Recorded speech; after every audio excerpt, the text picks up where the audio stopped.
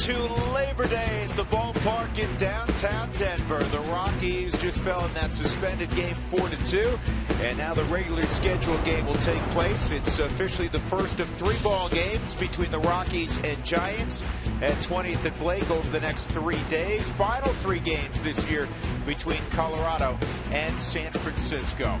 And we welcome you back upstairs once again, everybody. Hope to get that barbecue ready to go a little bit later on with George Frazier. I'm Drew Goodman. Glad you're spending part of your Labor Day with us at the ballpark.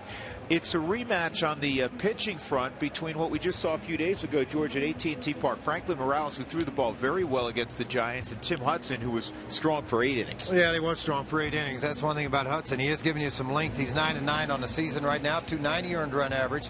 Franklin on the other side, you look at the earned run average, you go, well, it's above 5. The 1-loss record, he hadn't won since the All-Star break. But the thing about Franklin, he competes his tail off, and he tries to get you in every single game he's out on the mound for. He's giving you every chance he can to win a ball game, and he did it in his last start Wednesday. 6 innings, 1 run given up. He struck out 6. He only walked 1. I thought he pitched very well. And Tim Hudson, on the flip side of that, was able to really rebound. He got a lot of ground ball outs. That's what he's good at. He gets a ton of ground ball outs. He knows the ballpark he's pitching in. He's not going to give up along the long ball outs. He had the slider, 8 innings, 4 hits, a run, and 8 strikeouts, which is a little bit of an aberration for him. Normally he likes the ball on the ground, but he did only throw 87 pitches in 8 innings. Well, he needed a good start, George, because he was sensational in the first half. It's been a little bit rough for him in the second half. Well, maybe so, but I think, you're going to choose him or Lincecum. Tough choices. Lincecum had success down in the bullpen previously. He had success yesterday throwing 2 innings. So, I mean, they felt like moving him down there. They inserted, they have the guys in the rotation they want right now going forward to try to win the National League West. The Giants are on a roll. If you count the suspended victory, it's 7 straight. The Rockies will try to cool them off in the originally scheduled game. It's Rockies and Giants. Come on back to Coors Field with us.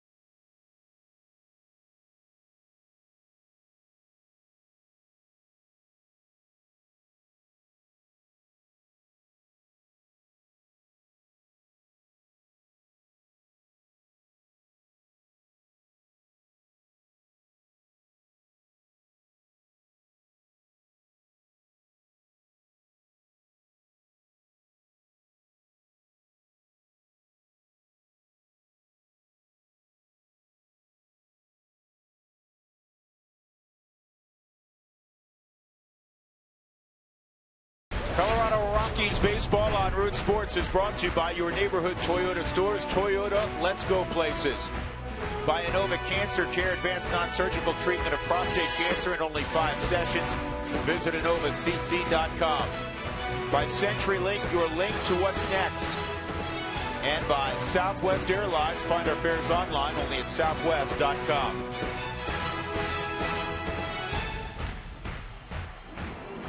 Yeah, back at the ballpark, Franklin Morales making his way to the Coors Field mound. Enough time for the players to get a PB&J.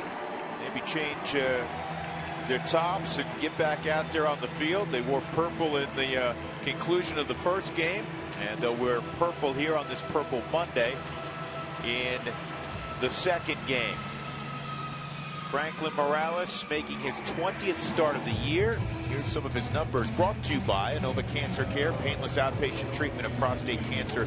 Visit InovaCC.com. 20th start this year for Franklin Morales. We showed you the numbers in his start last week against the San Francisco Giants. 5-7 overall record on the year. Strikeouts 86. He's walked 55. He's given up 21 home runs. The opponents have hit 297 against him. The Giant lineup will be led off by Angel Pagan. I love to say that. Angel Pagan. Joe Panik will bat second. That'll be the first two guys that Franklin Morales will take on in this ball game today against the San Francisco Giants. Well, the Giants, George, got off to such a fabulous start in April and May, and may have been playing a little bit above their heads. Bruce Bochy's team in June slumped to 10-16. They were under 500 in July at 12-14. But the month that was just concluded, August, they went 16-12. And here's what really made it notable. They swung the bats.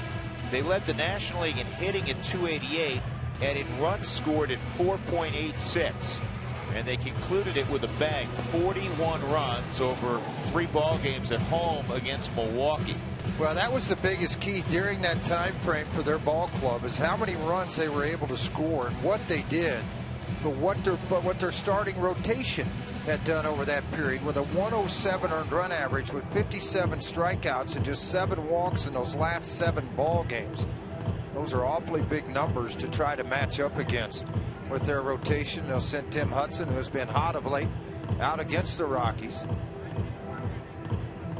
as Franklin finishes up his tosses to go against Bruce Bochy in his lineup.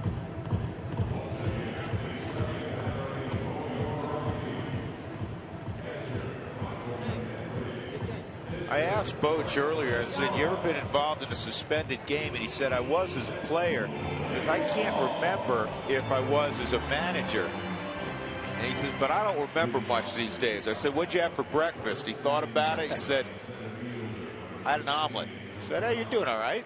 Omelet and bacon and hash browns and 2 pieces of toast. Yeah, you're eating good when you're 2.5 back and gaining on the Dodgers. You bet. And now they're 2 back after the victory a half hour ago in that suspended game. So here we go. Angel Pagan, the switch hitter, in from the right side. And Franklin's first pitch is high and away, ball 1.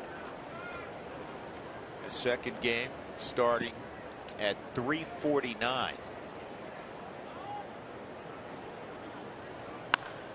And a high fly ball to left field. Dickerson is out and left and waiting. He's got it.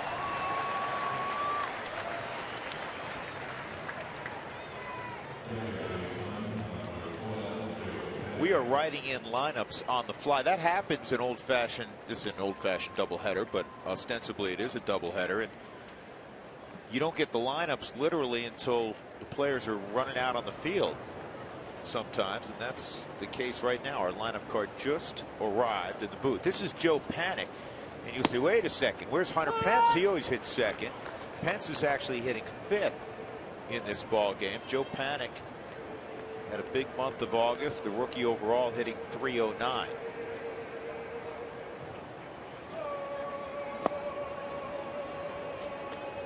Always difficult, George, and this is the same for Tim Hudson, to face the same club that just saw you a few days earlier. Well, same thing with Franklin. I mean, you're facing the same lineup. You're going after each other. Just that's what happened in the old days. You'd have the quick turnarounds. You have to face that problem while pitching at the minor league level, but not very often at the big league level. 2 balls and a strike on Panik. One of 3 second basemen that ended up playing in that suspended game. Brandon Hicks, who's now at Fresno, was the original starter. Duffy came in for an inning, and then Panik pinch hit for him and finished the game. 3 balls and a strike.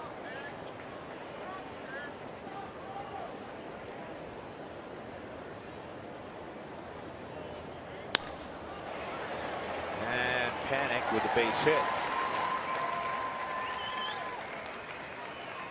Panic at first. Buster Posey will walk to the plate. Here's the Southwest batting order for Bruce Bochy. Find our pairs online, only at southwest.com. Sandoval will follow Posey, and then Hunter Pence. Joaquin Arias will play first base. Then Gregor Blanco in the 7th spot. Brandon Crawford, typically the 8-hole hitter for Bruce Bochy, in front of Tim Hudson. And 6 for 14 against Morales. Seems like he's hitting close to 500 against everybody in Rockies uniform this year. That pitch is high, ball 1 on Posey.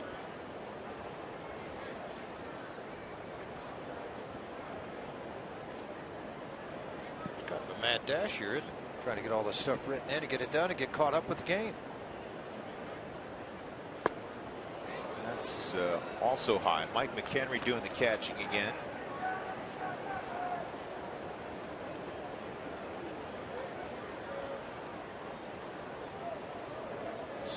We'll check the gloves here in a moment officially, but unlike some situations where you play a doubleheader and it's, you know, a full-fledged doubleheader, wow, that's again not anywhere near the strike zone. 3-0. Some of the older guys will only play 1 versus 2. You certainly wouldn't have your catcher catch both ends of a doubleheader unless it was late September in a pennant race type of situation. And you're in one of those right now. So if Buster Posey's going to play every day, he's just not going to catch every day. You're going to have those bats in that lineup. I looked at their lineup, and Joaquin Arias at first base, a little bit of a surprise. Of course, left-hander on the mound, and everybody you have there left-handed. He could have gone back and caught Susac and then made some changes in that direction. Bochy chose to go in this direction. Been pretty good so far. That smoke past Arenado at third, and going to third is Panic as Posey rips a single to left. As a third baseman, you hope you just get lucky on a pick like this, because it's a line drive hit extremely hard. It's off to your arm side, but you're just trying to pick the baseball. As you can see, even though it's deflected by the glove, it still carries another 50 feet into the outfield, so it tells you how hard that ball was hit. It got by Arenado. First and third and 1 out.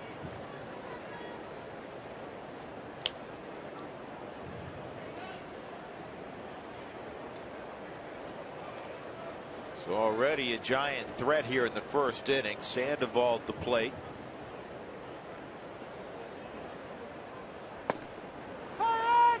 Pablo takes a strike.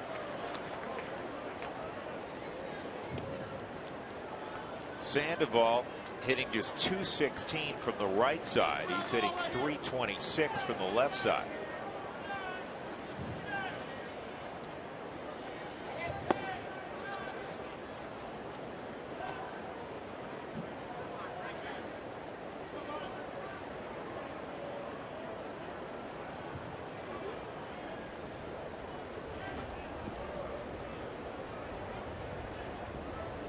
Guy's a good hitter.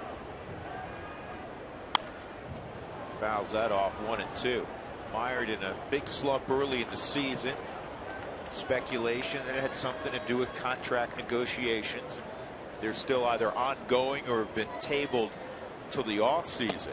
Well, I think if you walk in and you say, all right, we made you an offer, you refused it, you think you're worth more money, let's play the season. You go earn what you think you deserve, and we'll talk at the end of the season. But let's not interfere with what you're doing on the field every day. And I think he felt some pressure to that. Big strikeout by Morales for the second out. He fans Panda, and that'll bring up Hunter Pence. Good hard slider down under the bat.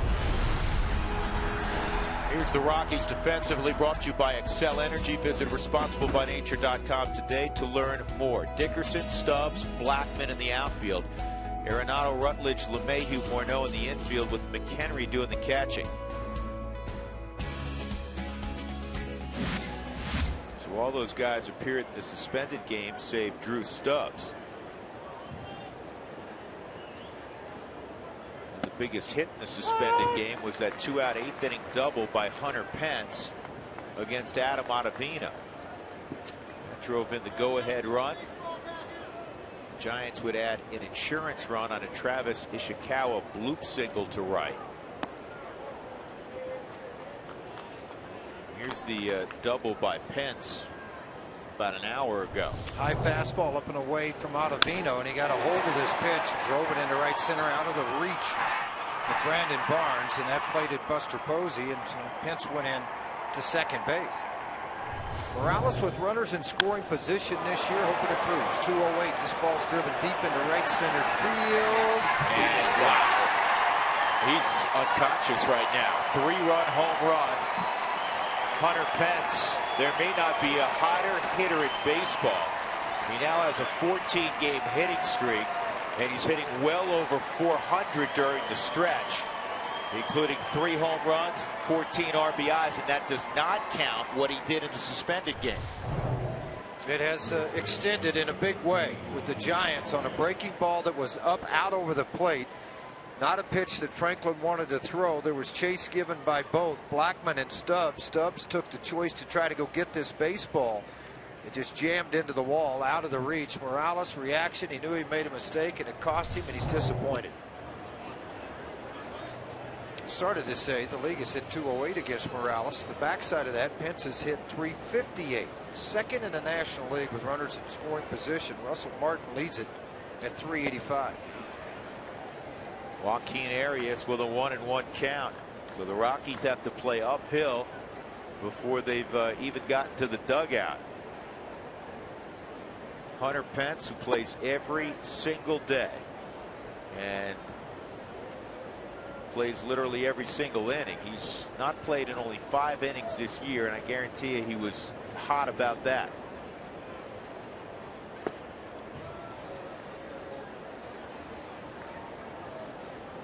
Originally came up with Houston, became a star with Houston, on to Philadelphia, and then the Giants acquired him and extended him. The winning player. He's a leader in their clubhouse. High energy guy. Loves to play the game. He brings it off on the field with him. Carries over to every single guy in this locker room what they're trying to accomplish right now. You have hitters that are big game hitters, guys that are hot hitters as they go down the stretch drive, and he's one of those players.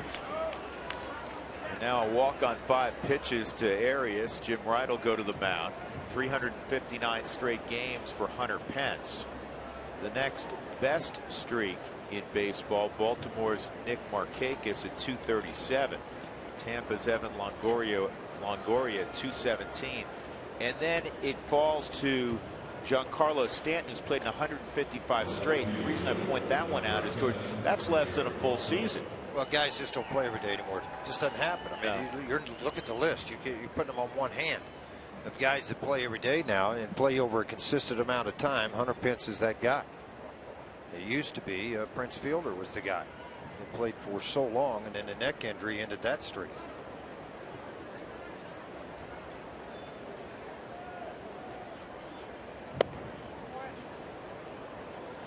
Back-to-back left-handed hitters in the bottom of Bochy's lineup, Blanco and Crawford.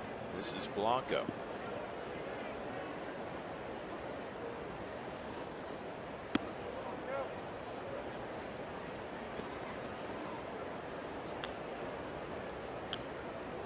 .26 pitches in, and there have been 11 strikes, 15 balls. That's not going to work.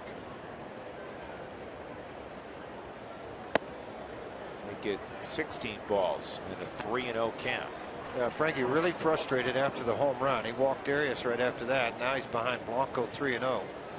Jimmy's made the one trip to the mound. You can't go out and have any advice anymore. It's up to Michael McHenry to get everything back refocused again.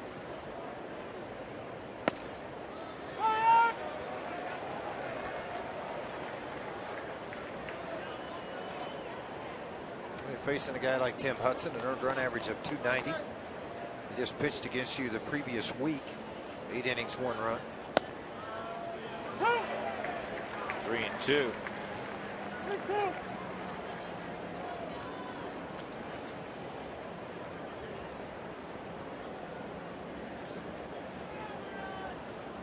Arias will be off with the pitch. And that's ball 4. Back-to-back walks after the 3-run home run by Pence. Crawford will come up. If the Rockies get a short outing from Morales because of the call-ups, they are in a better position to handle it. Johan Flande, one of the call-ups, George, who's stretched out because he was starting up here and was in Colorado Springs just briefly.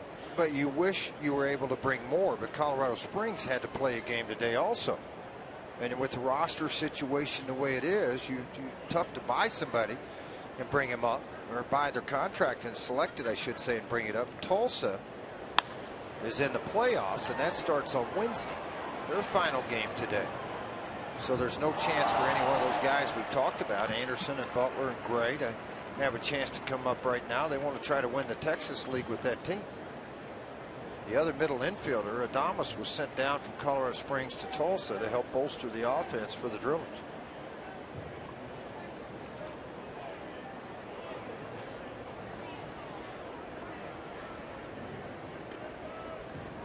Who'd you catch while you were home? Actually, when I watched Eddie Butler make a start, watch Anderson make a start. 0-1 on Crawford inside. And I felt like, Anderson, but quite honestly, for me, is throwing the ball extremely well right now. Pounding the zone, everything's down. Last night in the start there, I missed that one, but Michael Walker of the St. Louis Cardinals made a rehab start against the Drillers, 2 scoreless innings. Mott came in to pitch the 8th. The Drillers won it 3-2 late in that ball game. Crawford lines one to right.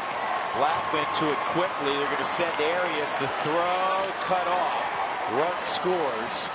And now they have Blanco hung up.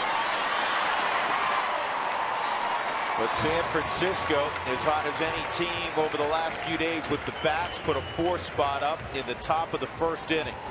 Highlighted by the 3-run home run by Hunter Pence.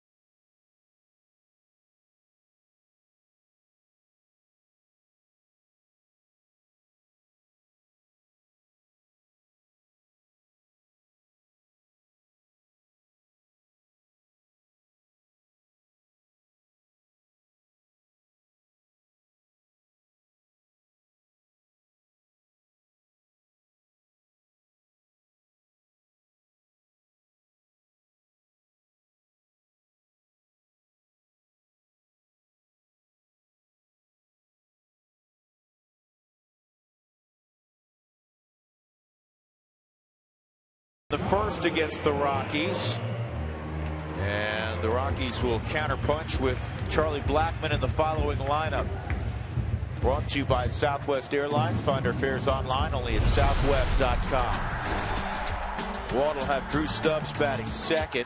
Justin Morneau batting .311 will be in the 3 spot. Nolan Arenado's right at .300.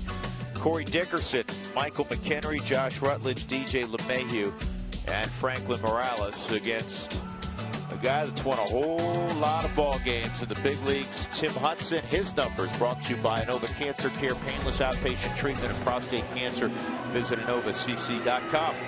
Active wins list right now, 214. Hudson leads it. 214 and 120. CC Sabathia out for the year, 208 and 119. Cologne, Burley, and AJ Burnett. His numbers this year, 26 starts. He has a complete ball game. Nearly did that against the Rockies a week ago. 167 and 2/3. Only 29 walks. We'll swing it to beat him.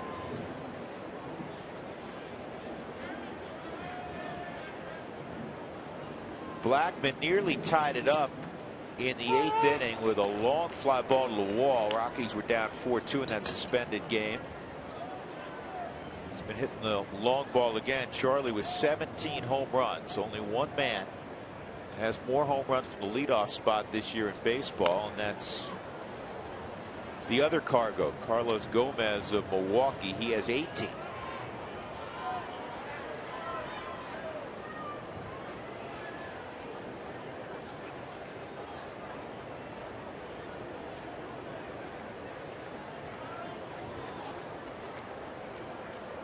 And Brett Gardner of the Yankees next with 16. Guys that can give you a quick jump in Major League Baseball. 2-strike pitch.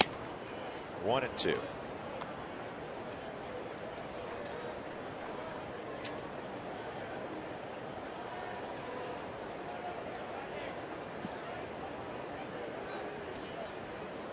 Giants bursting with confidence. Their week did not start well at home. They went 6-1 on the homestand, but their week began with the Rockies beating them 3-2 in a game where they made 4 errors in the first 3 innings of that ball game. And that's something they typically don't do. They catch the baseball. Because of their lack of hitting over the last few years, the defense has always increased and much better. Their pitching staff is very good, obviously. But they are sure getting after it now in that 6-game win streak. Scoring more runs, the opponent's not scoring. Well, to your point about the opponent not scoring, Frage, well, in the last 7, the rotation has a 1.07 ERA. That's pretty special. And they've had 57 strikeouts, just 7 walks during that period of time. That's the key to their success, and always has been, the pitching staff. And they've hit .371 with runners in scoring position as a team. Good job by Blackman battling away behind in the count, 1-2. Interesting that when you start to dissect these numbers, team ERA, batting averages, everything is up. ERA is way down from 167 overall in those previous, those last current 6 games, and 408 over the previous 16 games when they had struggled. It's a game of runs. The Dodgers have made their run, and now all of a sudden they're starting to scuffle at times. And so now you've got a hot Giant team who's 2 back now.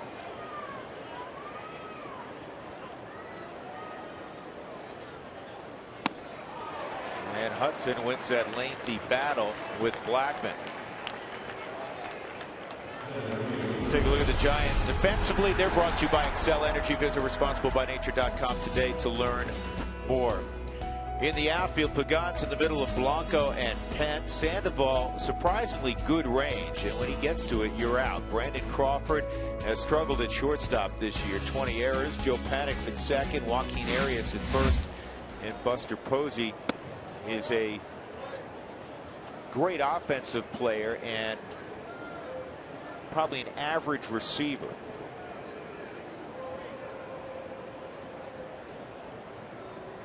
But what he does with the bat, and it's not to say he's a poor receiver, he's not. He's a solid big league catcher.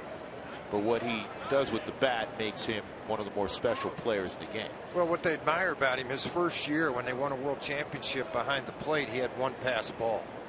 And that's changed at times now, but his play calling ability and the ability to move back and forth in the plate and work hitters over, they say is off the charts. But I think they feel long run, first base will be a position for him. You know, it'll allow him to stay not only in the lineup, but maybe avoid some of those little injuries that catchers are always dealing with. Stubbs hits it in the air to Pagan, 2 outs.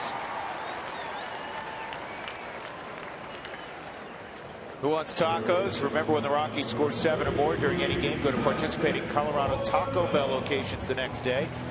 And if you do it between 4 and 6, you'll receive a Rockies taco special. Liv Moss and Taco Bell. Buster was splitting time back there with Hector Sanchez. Hector has concussion issues right now, was placed on the 60-day DL today with the September call-ups.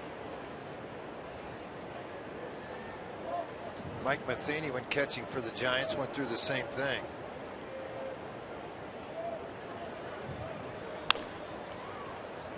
on the ground to a retreating Joaquin Arias, and he feeds Tim Hudson. It's a 1-2-3 first inning for Hudson.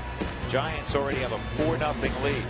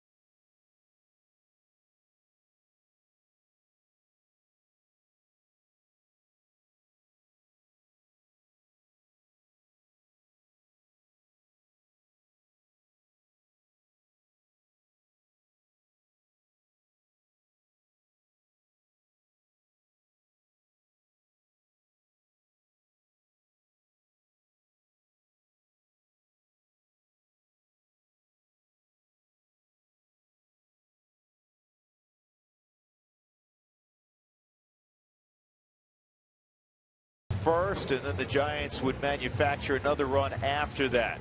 We go to the second inning, and it'll be 9-1-2 in the lineup for the Giants. And 9 means Tim Hudson. Tweet your questions using the hashtag Toyota Talk. We'll answer as many as we can during the 5th inning.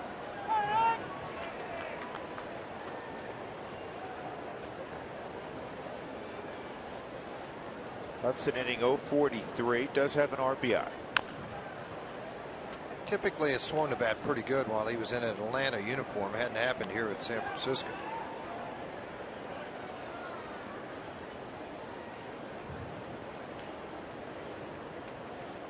He fit that Atlanta mold, didn't he, George? I know he came up with the A's, but he... Outside corner, down low, sinker, slider, ground balls, let him catch it. Right? I mean, was he not an Atlanta guy? Perfect guy for that. Yeah.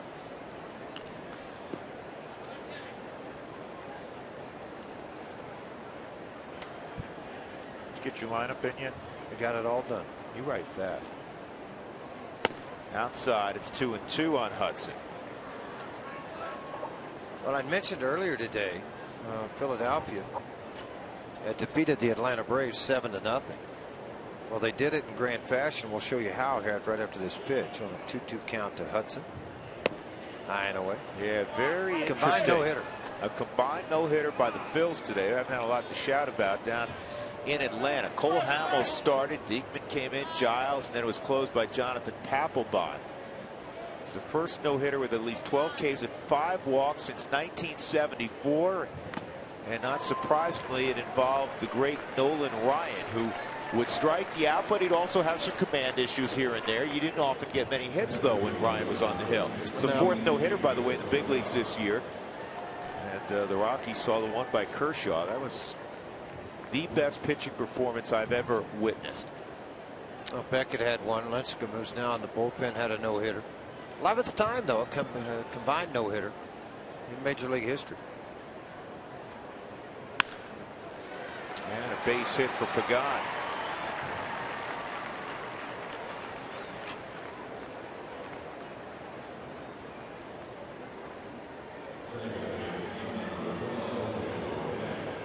That'll bring up Joe Panic. Would guys wear him out in a clubhouse or what with that name? Have a little bit of fun with it, I'm sure, and I'm sure the Giants do. They've got a lot of veteran guys down there, and this, you know, their ball club's somebody that they get along well as a group in the locker room.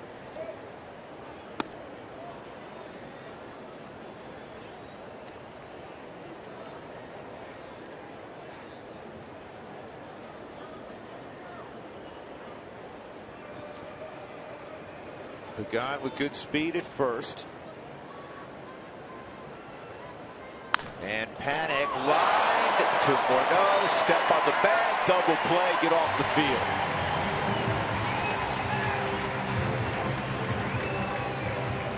That's one way to get a double play. We'll go to the bottom of the second inning. 4-0 San Francisco. Get up, Justin.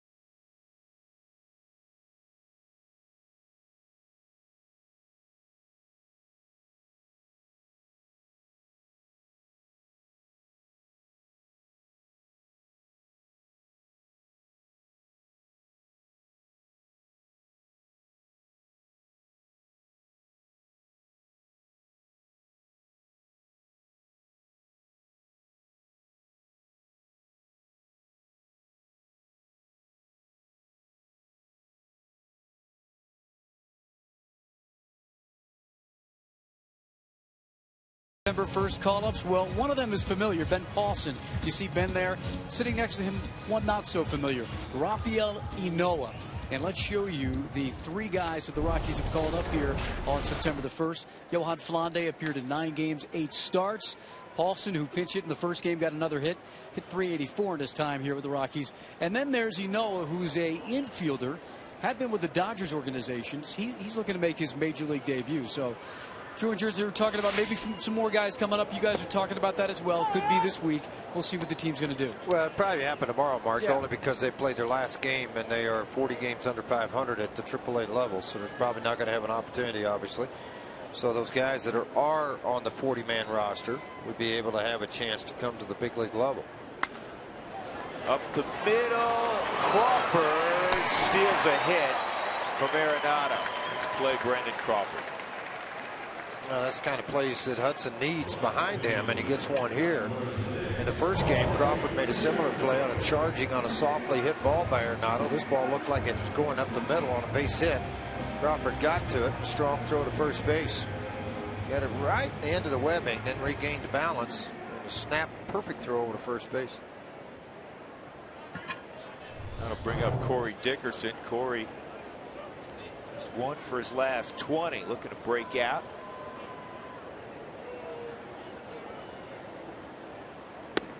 Well, he faced Tim Hudson a few days ago, and here's what he did.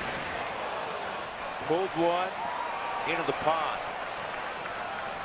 The really big pond. Yep, into McCovey Cove.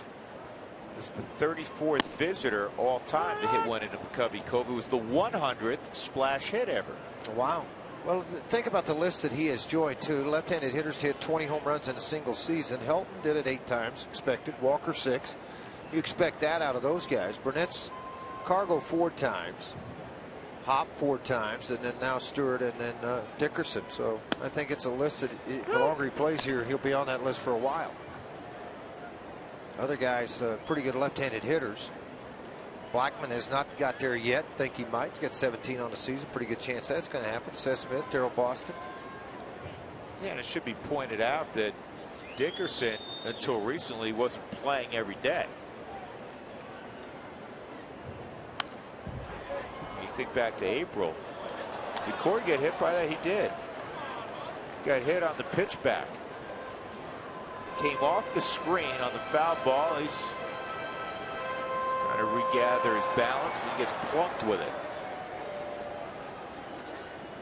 But back in April, you know, Cargo's going to be in left. Blackman was in center, and he got off to that terrific start, so he wasn't coming out. Kadire was in right. Everybody was healthy. He was the 5th or 6th outfielder. They brought 6 out of spring training. And he bounces one through the right side. And I don't know if you know, that's inexperience, don't you think, George? Well, did you just notice the reaction from Tim Hudson? He jumped in a circle, looked straight back to the dugout because Arias didn't even make an attempt to go catch the baseball. This ball came off the bat of Corey Dickerson on the Mike Shaw Subaru Super Bowl. He catches the one almost on the hop again. Very low pitch. As the ball went to the right side, Arias didn't make a move for it. Great hand-eye coordination. But Hudson had gone to cover the bag. See, watch Arias, one step, and then he just like, oh, I thought you had it. And Hudson made the spin back and look towards the dugout.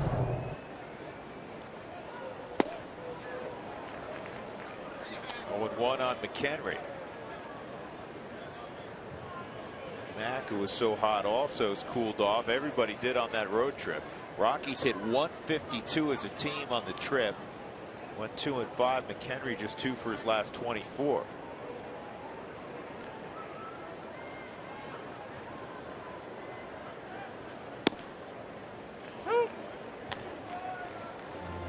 True to form, when you're in a little bit of a slump, it is always, by rule, 0-2. Seems that way, doesn't it? Yeah, you swing and miss what you think at first pitch fastball. You get a nasty slider, then he paints the one on the black, corner knees, and you are behind 0-2.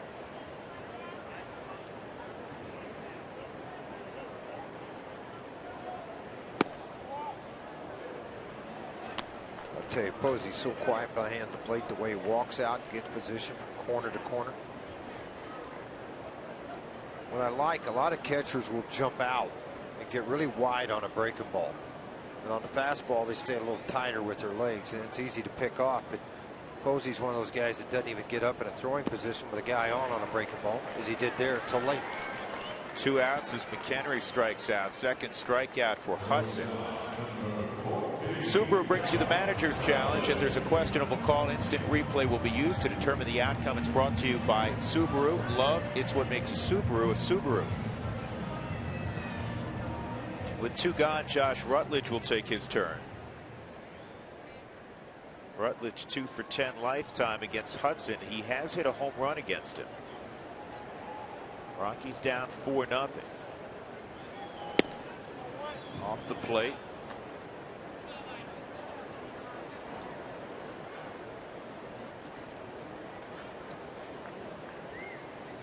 Mentioned phrase that the Giants played really solid baseball in the month of August. 16 and ooh, look at it, they got him.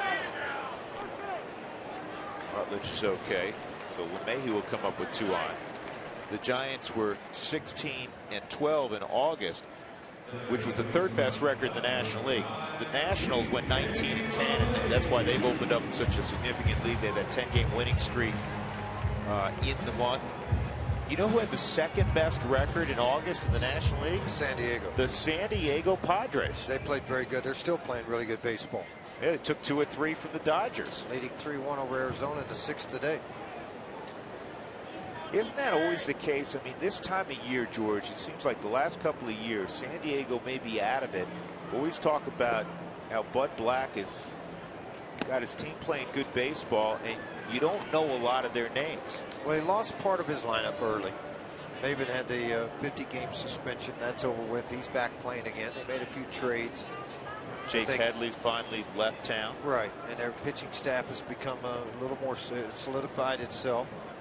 And their bullpen has really taken off and is pitching very well again. This ball hit well by LeMahieu toward the corner. I don't think Pence can get there. He cannot. It's a fair ball. It's going to score at least 2. And he's still chasing it. LeMahieu to third. And will stop there at 2-run triple. LeMahieu gets the Rockies back involved in the game. A 2-out, 2-run triple from DJ LeMahieu, his 33rd and 34th runs batted in. And I guarantee you Hudson's thinking of areas that didn't go after the ground ball, which would have been the second out of the inning. And it forced his hand into getting after Rutledge, which he caught with a fastball. And DJ made them all pay for it. With this ball down the right field line on one of those sliders down and away. Pence gave chase. We're going to look at this down in the corner one more time.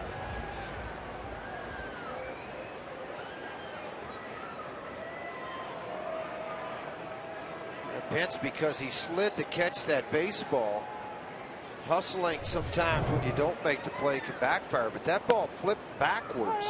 It didn't get into that corner and run, or DJ may have had an opportunity for an inside the triple, inside park home run. 31st triple this season, 4th most in the National League. Arizona leads it with 40. LeMahieu with 4 triples. Morales is a guy, again, in Hudson, he doesn't overpower you. He's a tremendous pitcher. And the drag bunt, not a bad thought by Morales. He wanted to get it, pull it past Hudson. Frankie ends the inning, but the Rockies get 2 on the triple by DJ.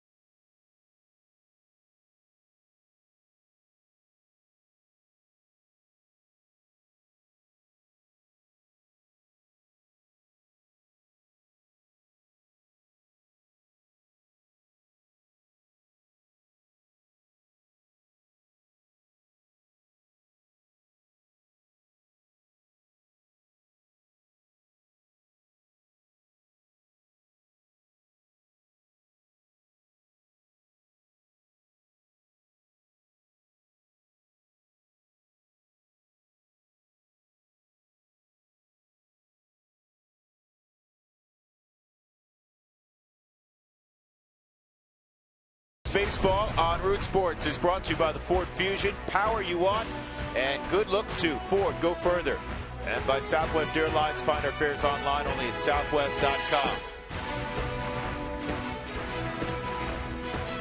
Giants got off to a 4-0 start. The Rockies countered with 2 in the bottom of the second with 2 outs on the DJ LeMahieu triple. So Franklin Morales will try to get the Rockies back to the dugout quickly. That's always the plan. DJ. Buster Posey will lead things off in the 3rd inning, and Posey takes outside ball 1. Posey had a base hit, came around on the 3-run home run by Pence in the 1st inning. Average up to 297. He's had a strong second half.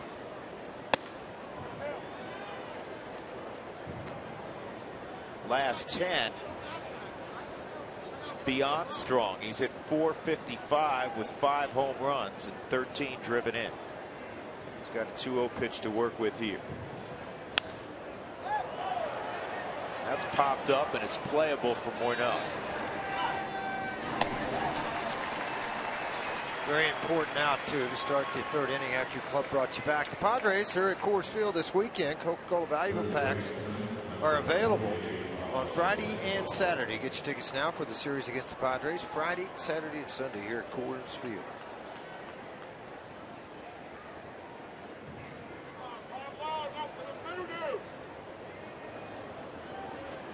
Pablo Sandoval steps in. Pablo's always going to battle weight issues. He's a quick man for a big man. That's why he handles third so well. He hired his brother in the offseason as a chef. Smart guy. His brother's a heck of a chef, right? I think for Pablo, his lower half is just really strong. It's the upper half that has a tendency to get heavy on him, but his lower half, it's not as bad as what people want to make it out to be. A catcher's body, catcher's legs, but he's very, very quick at third base. And athletic. Very athletic player. You don't come out from behind the plate and go play third, and then he was playing a little bit of first. You remember when he got called up. 0-2, ground ball to another guy who played third a little bit, Nolan Arenado, and throws out Sandoval. 2 outs, and that'll bring up Hunter Pence. Nolan returning the favor after a couple of pretty good plays made on him by Crawford. He's able to take the ground ball, plant his foot, make the strong throw to first base. Recognizing who's running the bases, too, helps you to get your footing and balance to make a more accurate throw. Pence hit that 3-run home run to right center in the first inning. It was in a similar location to the double he hit in the bottom of the 8th, or excuse me, the top of the 8th, in the suspended game to give San Francisco a 3-2 lead. He's strong, and he hits that ball, George, that sometimes out of the strike zone above his hands, he can get on top of that pitch. Well, he starts upright, stays upright. That's what makes him good. I mean, he's able to get on top of the baseball away from him, and that's what he did. It was a hanging breaking ball that came in, or cutter, but it was 88 miles an hour. Pence swings hard. Everybody says, well, you know, it's his power left, power to right. It's everywhere. Pence in 18 games against the Rockies, or excuse me, 16 games against the Rockies this year, has hit .431 with 5 home runs and 12 driven in. That's the most home runs of anybody against Colorado pitching this year. Buster Posey has 4. 2 guys we just saw over the weekend, Miguel Montero, Mark Trumbo, also have 4. 1-2, fastball is out and away. 2-2.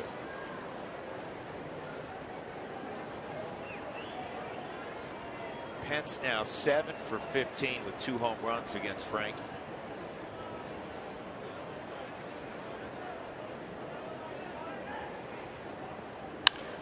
Hard on the ground to third. That wasn't an easy pickup. Arenado throws out Pence.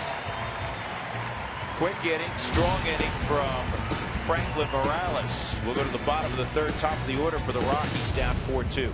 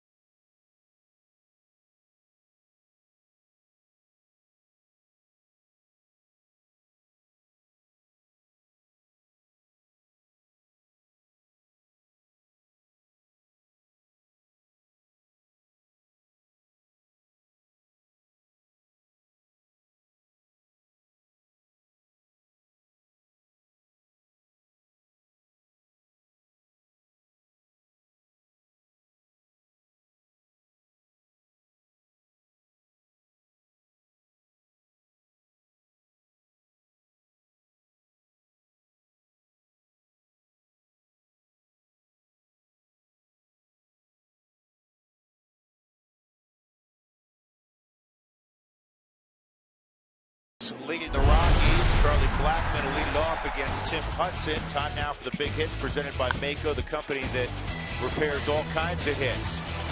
This is a pull shot from Charlie Blackmon, and then the next day he hit one over the right field wall. Home runs in back-to-back ball games. He takes outside ball one. Check out your local Mako for collision repairs and auto painting for as low as $449. Visit Mako.com today. Charlie, over his last 16, hitting a very fine .344. And that's pulled foul.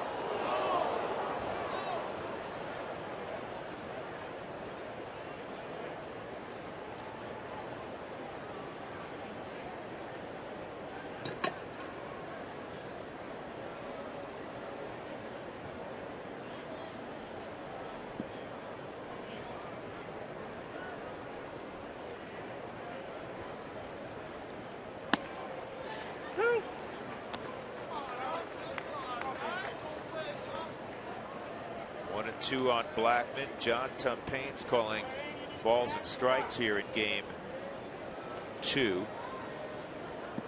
The umpires did rotate. Larry Vanover at first, Angel Hernandez at second, Paul Nauertz at third. Well, it's not like a normal doubleheader where you have a guy come in and everybody sets out. And it's rotated around afterwards. They didn't do that back in the day, George, did they? When they worked double headers, guy, if he was behind the plate, he went to third base. Yep. Now, if you work the plate and there is a double header or a day-night double header, the guy who worked the plate will not work at all in the second game. And Hudson, for the second time, strikes out Blackmon as he elevates the fastball. Third strikeout for Tim Hudson. Drew Stubbs hit a fly ball to center field. He'll take his second look at Hudson.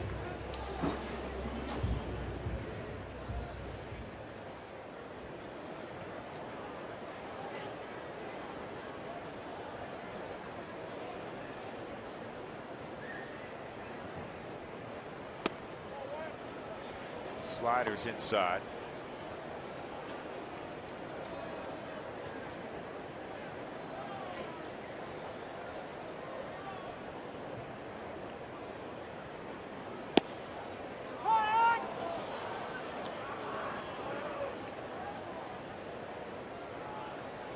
On Stubbs, who's had a real solid year in his first year in purple.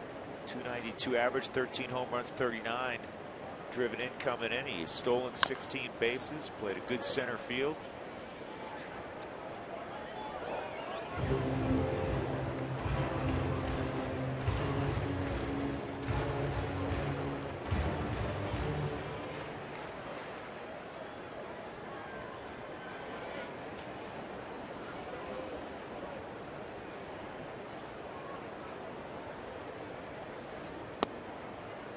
Two and two.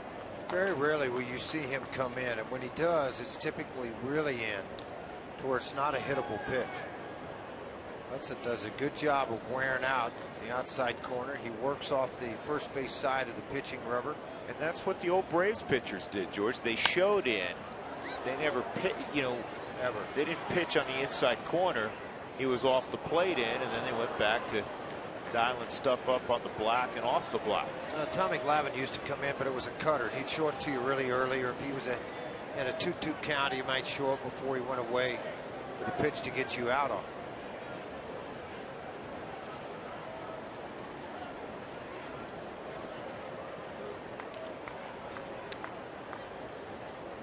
.39-year-old Tim Hudson, and he strikes out Stubbs.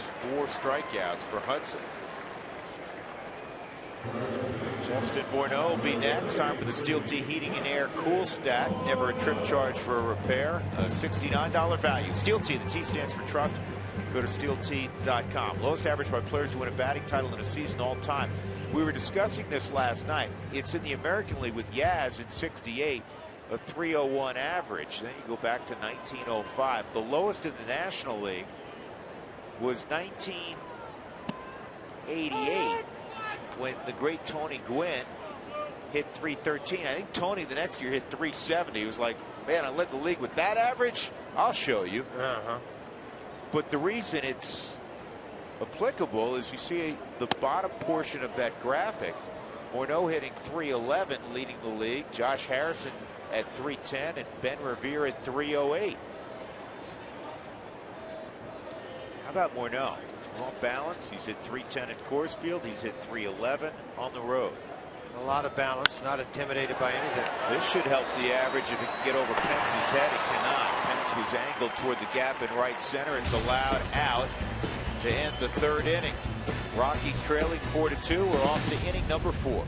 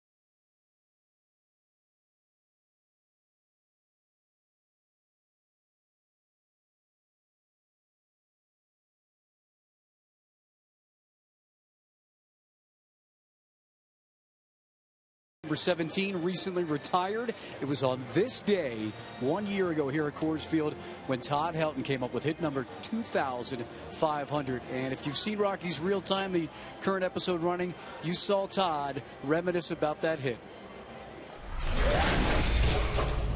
Well, I wish it was 3,500, but yeah, I mean, it was a cool hit right down the left field line. Not an easy thing to do. Even harder running all the way to second at that point in my life, but it's probably out, by the way. Guys should call me out. I think the out like 3 times. I'm like, thank you so much for not calling me out right there. Thank you so much. No, it was a good hit and good day, and yeah, I always enjoyed taking the ball the other way, so it was kind of a good way to sum it up. There's a base hit to left field the way that Todd Helton went. I'll never forget that Sunday last year, guys. Sunday. Jordan Baker was the umpire at second. He was safe. You got to watch Rockies real time. It's running now on Root Sports because Spilly really gets the best out of Todd. And you know what, Drew and George? He looks like he is just enjoying everything about life. Hey, Mark. And having fun and having a laugh. Yes, George. Mark, can you be a little more specific when it's running? Because right now on Root there's a Rockies game. It's I don't know. It's not running right now. It's George. off and on, but they'll let me know. We'll get it on to the listings. fans. But I watched you last night on a couple of the other shows. You do a great job. Rockies Weekly, I was on Sunday. Thanks, Frage. But this Rockies Real Time with Todd, you see him in a different light at his ranch. It's a pretty cool show. He is really content, Mark. Yeah. We all got to spend a little time with him last week, or has it been 2 weeks now, with the ceremony. 17th, yeah. Yeah, it's been a couple weeks, and he's content, and he looks good also because he said he was going to get fat. He's taking care of himself, doing a lot of walking in the wilderness. That's a base hit. Arias will go first to third on the Blanco single. And the Giants have runners on the corners with nobody out here in the 4th inning. They have a 4-2 lead. Blanco a walk now, base hit, a left-handed hitter. Getting a hold of a pitch that was down and away from him, shot it right past Justin Morneau. So you have nobody out, first and third, and now you've got Crawford up with 54 RBIs. He singled in his last at bat.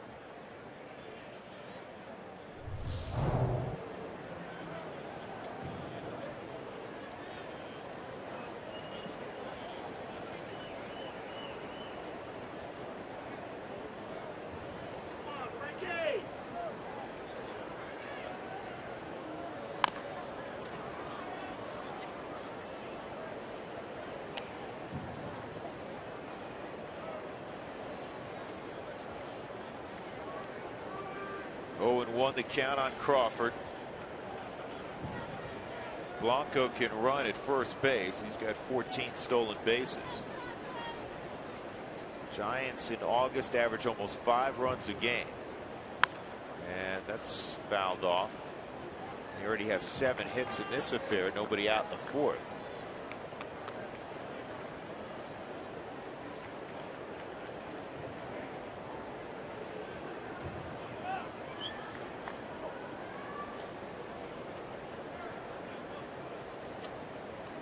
A big at bat on an 0-2 count with Hudson coming up next. You get an out here, maybe a strikeout of Hudson. And you could deal with it, maybe get out of this inning without any damage after 2 quick singles to put runners at first and third.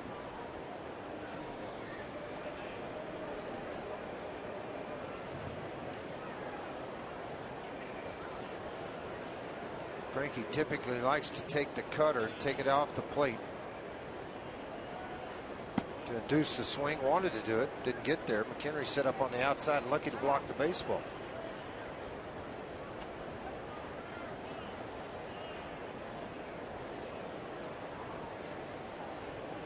First year back in a Rockies uniform for Franklin Morales after spending the last 2 years in Boston.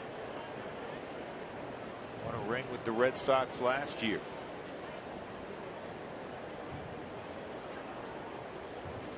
Punch out. Not going to happen. It's a base hit. And that'll drive in the 5th run for San Francisco. Crawford's 2 for 2, 2 ribbies. He's got 55 on the season. That's just a really nice job of hitting after a missed fire with the ball on the previous pitch in. Crawford did a really nice job just taking the ball to the opposite field, not trying to do too much with it. Jim Wright out for another visit to the mound, his second in this game with Franklin Morales. One in the 1st. Now there's one here in the top of the 4th as the Giants have put a run on the board with nobody out. Now Hudson will be bunting after this conference.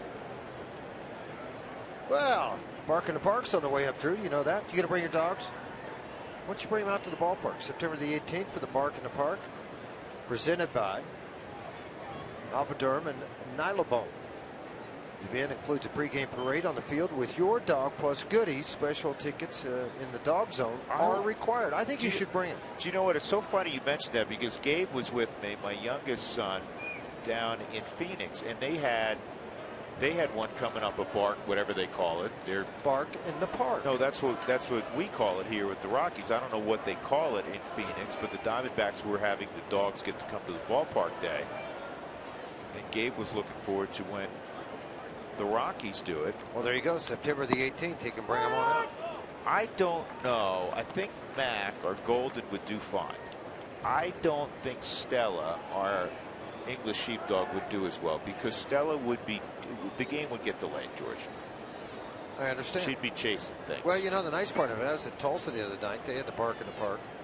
And all sizes, all kinds, probably about 250 dogs at the yard watching the game. It's kind of a neat deal. Tulsa, by the way, has drawn over 400,000 people this year. That's awesome. It is. Second time in the history of One Oak Field they've been able to do that.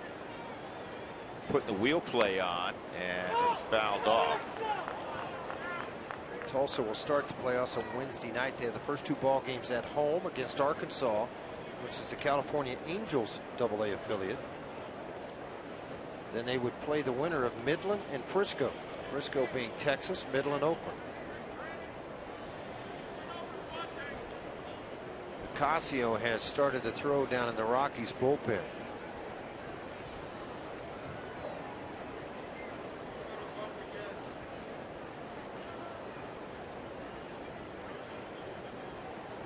So Hudson will have one more attempt at it.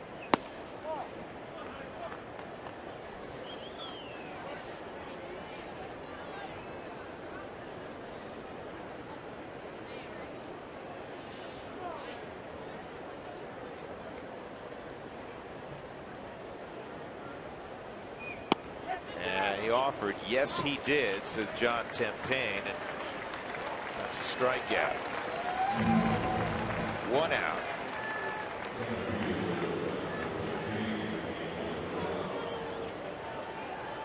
Angel Pagan, a single in the second inning, is 1 for 2. How about this? Often said, George, I know you feel the same way, Jeff Houston does as well, that Pagan's kind of the engine behind. I mean, Pence is the energy, and he drives in a lot of runs. Posey's so formidable. Sandoval does his thing, but this guy at the top of their lineup for me is the engine. And they're 18 games above 500 when he's in the starting lineup. He had some injuries this year. They're 48-30 with him in the lineup. Without him, 26-32. Well, I think he's living up to all the hype that he got prior to coming over here to this ball club. And he is a great player and a great leader. And you're right, it is the ignition to this giant lineup.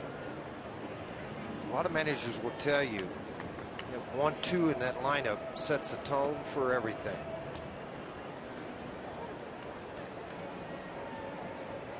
Brings a lot of confidence, similarities now in his batting style. Marco Scudero at home plate. Scudero had a huge influence for the back injury into his chance this year. Well, when they won their last World Series, Pagan hit .288 with 8 home runs, 56 driven in, but he had 38 doubles. He had 15 triples, which led the league. He stole 29 bases, was caught only 7 times.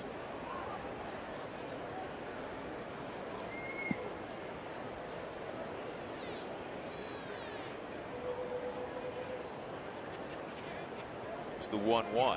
And Pagan lines it to shallow left. Dickerson makes the catch. That's on a transfer. And Dickerson, George, against a right-handed hitter with a little bit of pop, not a ton, was playing as shallow as I've seen him play. I think Pagan was shocked. He said, well, that's a base hit. Well, you got to look at the spray charts. What he does with the baseball typically is up the middle to right, but you're right. He's playing extremely shallow. Maybe he's just taking the idea that if it's over my head, it's either against the wall or out of the ballpark. I'm going to try to take some of these short bloops away to the opposite field. A lot of that would not fall on Corey Dickerson's shoulders by himself. Some of that with EY and his defensive placement of the outfield. Joe Panik with 2 outs. Franklin, a real opportunity now to get out of this. The inning started with 3 straight singles. He's given up a run, but it looked like it could be much worse. We'll see if he can get Panik and just limit the damage. 5-2, the Giants leading. 2-0 on Panik. Single, and he lined into a double play. That's when Justin Morneau went up and grabbed the baseball.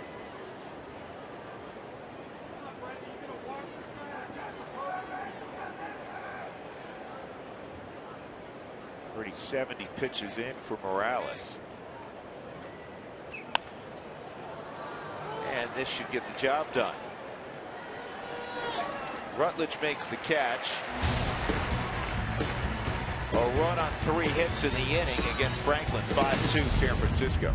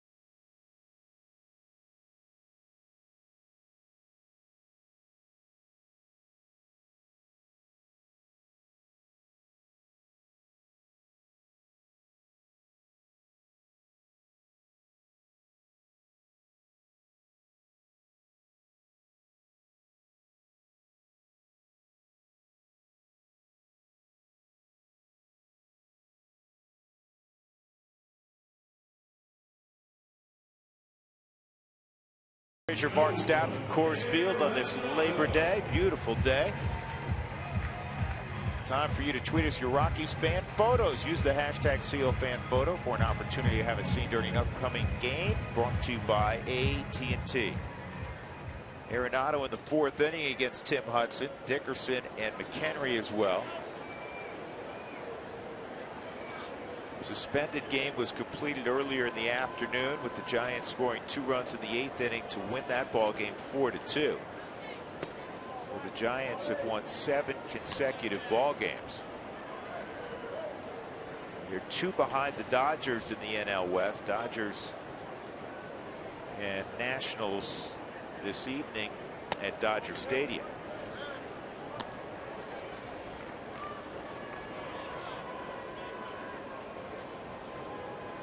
A couple of stories from the world of baseball today. Touched on the combined no-hitter. Philadelphia in Atlanta today. 4 pitchers combined to no-hit the Braves, and Arias got a little frightened to the fence. Yeah, he started smelling it once he hit that gravel. He knew he was close and just kind of stuck the arm out instead of staying with it. And that's what happens when you put a first baseman in that play first a lot. Nolan with another opportunity, 2-1 count. Nolan, a big month of August, hit .336, 5 home runs in the month of August. Now it's on to September. What happened this summer? That ball sharply hit. That's a nice pickup by Sandoval. Well, the other story in baseball is a managerial change. The Houston Astros have fired Bo Porter. Bo just in his 2nd year as the manager of the Houston Astros. And I guess he was a little critical of Jeff Luhnow, the general manager, in the paper down in Houston, and well, that naturally doesn't sit well. What he actually said, and again, Jeff Luhnow is in this new way of age of doing things, and as far as, you know, all the sabermetrics, the numbers, and how it fit to the lineup you should be playing that day, who should be playing, not playing, and they would bring all of that down to Bo, and then Bo would, you know, okay, thank you very much, but kind of you hired me to manage, and I'm going to use this as part of what I do, but there's certain guys I have gut feelings on that are going to play that day. And you know, Jeff was quite honestly, that basically what he did was a numbers guy in St. Louis before he became a farm director and then later became the general manager of the Houston Astros. Tom Lawless will take over as the manager. Tom had been working throughout the minor league system. Trombley, their bench coach, was also let go. Corey Dickerson, a single and a run scored in the 2nd. Bo Porter had waited his turn, so to speak, to get an opportunity to manage, and hopefully he'll have another opportunity down the road. He's been in the big leagues for a while as a 3rd base coach, well thought of guy. Well, he did the circuit. He did first, he did third, he did bench. He did the circuit as far as coaching, of learning all the aspects of it. Was interviewed by numerous teams. I know the Marlins interviewed him 2 or 3 times for different jobs. The Washington Nationals interviewed him for a job. But everybody thought that Houston would be a nice fit because he lived there. That was his hometown. Just didn't work out. They'll move forward. I think you're going to see a battle for Cardinal personnel between Arizona and Houston, because Jeff Luhnow has already brought over an awful lot of the Cardinal minor league coordinators. Darren Miller, who worked as a coordinator with the St. Louis Cardinals and AAA pitching coach, is now the coordinator in Houston, pitching coordinator. He has numerous other people working within the scouting department that had been with the Cardinal organization, and of course Tony La Russa being in Arizona. Dave Duncan's already working for him. I think you'll see more to come.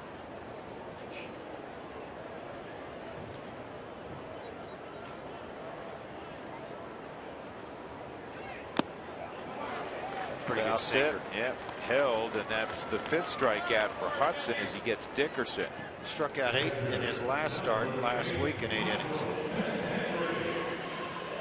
Mike McHenry stepping up. Wells Fargo customers, get your 2-for-1 Rockies club level tickets today by going to wellsfargo.com/Rockies. Wells Fargo Bank, member FDIC.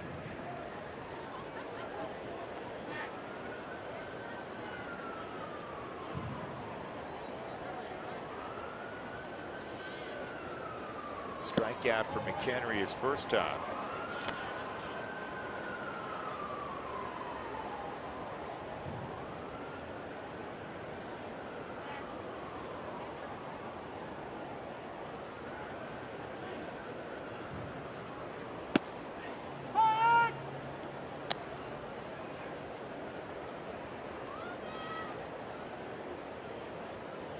And I'm a big believer throwing to the center of the body of a catcher versus a glove or a kneecap. And Buster Posey's wearing it out. I mean, he is moving side to side.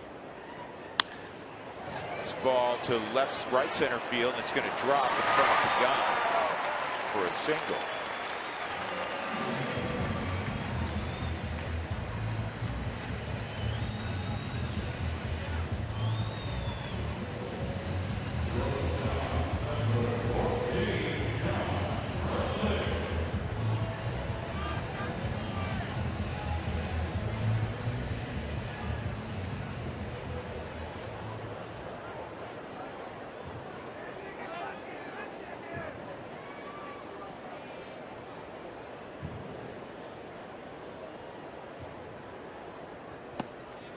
He hit Rutledge in his first at bat on a fastball that was in. Missed with a slider here at 83. It was up.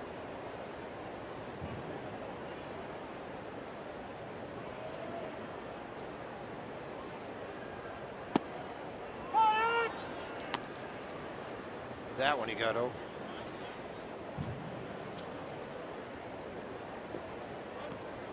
Rutledge was 1 for 18 on the trip. It was a trip where if you hit around 250, you had a chance to be the leading hitter. Rockies hit just 152 as a team. Morneau was 5 for 21. And unfortunately on the road now they're 29th in the league, only behind San Diego. But San Diego's pitching and bullpen has carried them to only 12.5 back entering play today. I've done a good job at Petco. Blackman was 6 for 26 on the road trip. Those are the best numbers. There's a base hit for Rutledge. McHenry is going to go first to third. And a head first slide just in case. And here comes the guy that's driven in the runs for the Rockies today, DJ LeMahieu. Now, well, another look at this ball hit. Now, Hudson, when he follows through, you can see falls onto that first base side. He doesn't stay squared, otherwise he might have a play on it. Good hustle by McHenry all the way into third base. Don thought about throwing it. He just ate the baseball. McHenry didn't trust that. Got down in a hurry. Juan Nicasio has started throwing again as they work their way down the Rockies lineup. Pitcher due up next.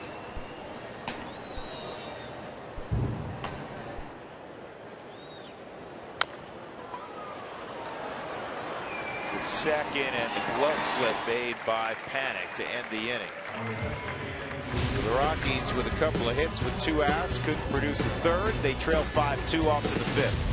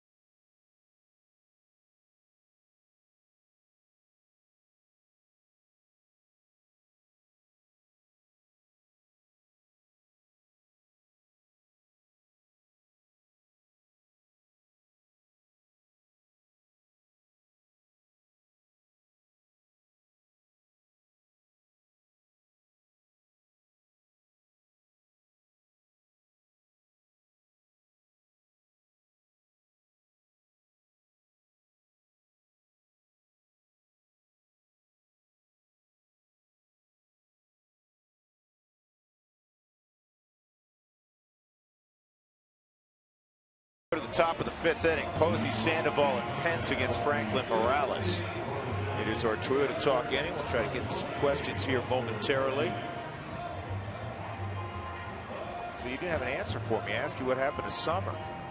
Well, you asked me that a couple of innings ago, and I'm still trying to figure it out because it went by fast. It always seems to. And I don't know why. You know, my mother always used to tell me, God love her, she's 96 years old, and she used to tell me, wait till you get a little older. The days go quicker. And I'm like, they're still 24 hours, aren't they? I mean, they don't cut them off. I mean, come on. She wasn't kidding. They go a little bit quicker, and the year goes by faster. Your mom hanging out with Yogi. Mom's doing, yeah, hanging out with Yogi, exactly. Yeah, I hope not.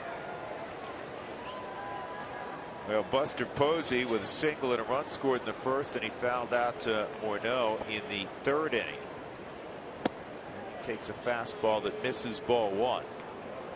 Posey in the 2nd half has come on. He had a solid 1st half, but he's hitting .333 in the 2nd half, which is kind of more what you expect out of Buster Posey. You recall in the 2nd half last year, he really struggled.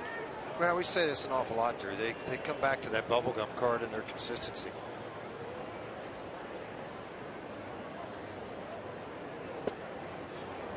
Pitch 1-2.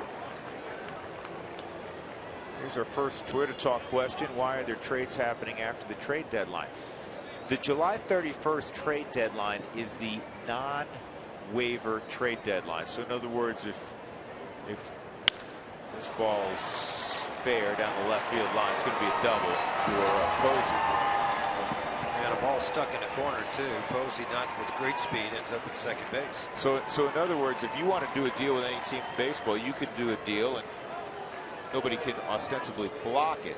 After July 31st till August 31st, you can do a deal, but you have to expose the player to waivers. So in other words, if a team wants to, trade somebody, let's say to the Yankees, all the teams that have a poorer record than the Yankees could put in a claim for that player. You have to put them on waivers before you're free to deal with the Yankees. So let's say Tampa put in a claim. You can't trade them to the Yankees. You have to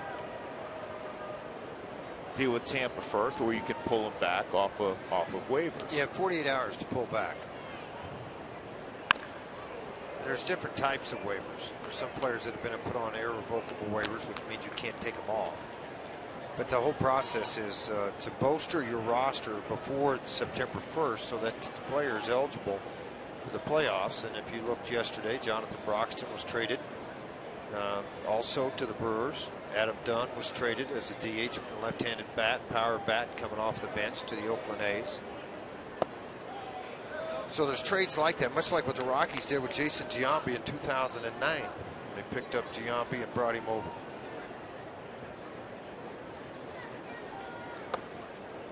One and one on Sandoval, strikeout and a ground ball to 3rd. Posey at 2nd, a leadoff double.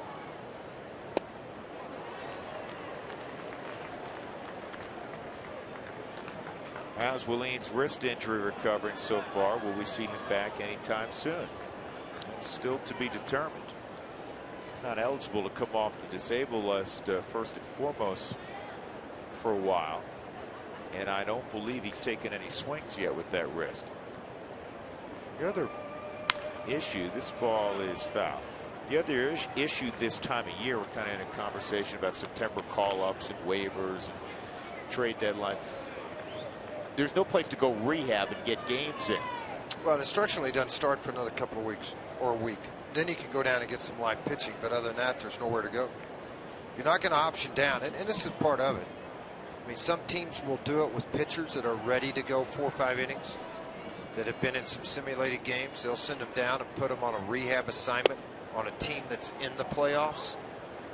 A couple of years ago, the Royals sent 2 big league pitchers down. They won both their starts the first 2 games, and it's just kind of, for me, kind of a chicken way to go do things, only because your team's been together all year. All of a sudden, you just get to send 2 big leaguers down on a rehab. Sandoval on the ground to 3rd. Arenado. I'll take a strange hop on it. Kind of looked that way, didn't it?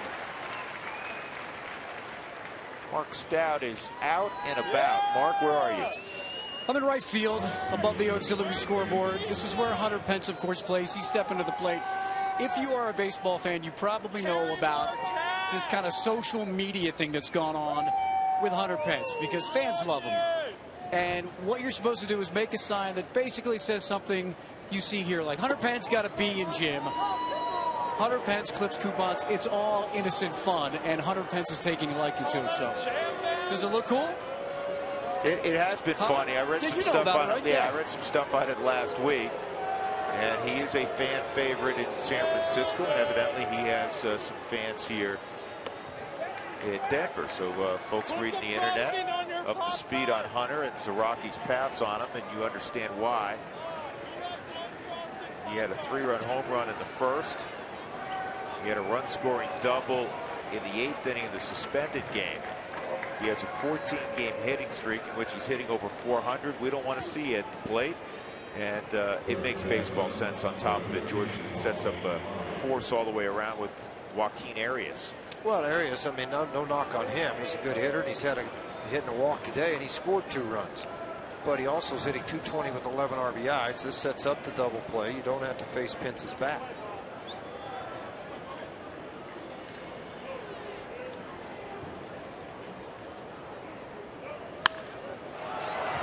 It's pulled foul with authority.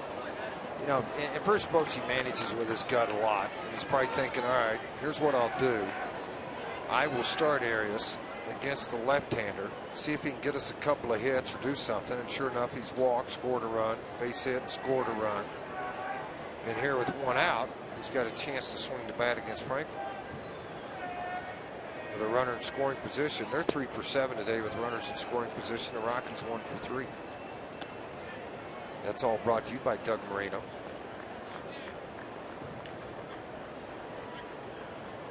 See, Doug, if I don't get the name mentioned at least 1 time a game, Lindsay doesn't pay me the $10. Yeah, I have to walk home. Doug takes me home every night after the games. That's outside, 2-1. I didn't think. I don't know why Doug's doing that. Because he's a nice guy. I'd take you and drop you on the curb while the car's still going 30. You're nice enough. You drop me off at the front door. Doug makes me walk 2 blocks because he said I need the exercise. Give me a fist bump on that, Doug. I'm going to start doing that. Frazier, you need the exercise. We're going to drop you off right here. We're going to stretch it out a little bit today. Yeah, You're going to get 3 blocks. Yeah. Out. 2-2 on Joaquin Arias, native of Santo Domingo in the Dominican Republic. Hit 271 last year in his first full season in the big leagues. Johnny Herrera type player. Plays with energy, can play multiple positions. So Johnny's having knee surgery. Season ended about a week ago. Saw that. Well, his best friend in the game just had knee surgery, Carlos Gonzalez.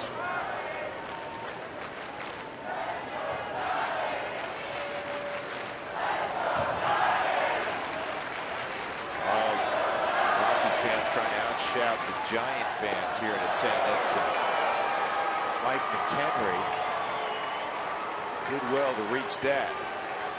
And it's a walk to Arias to load the bases. Gregor Blanco is coming up. Well, there's been a few of those today where the ball just seemingly has slipped out of Frankie's hand. Well, completely out of the hand.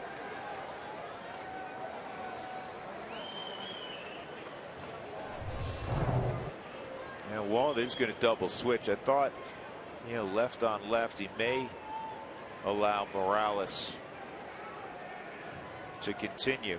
DJ is going to come off the field, and into the ball game comes a young man making his big league debut, Rafael Inoa.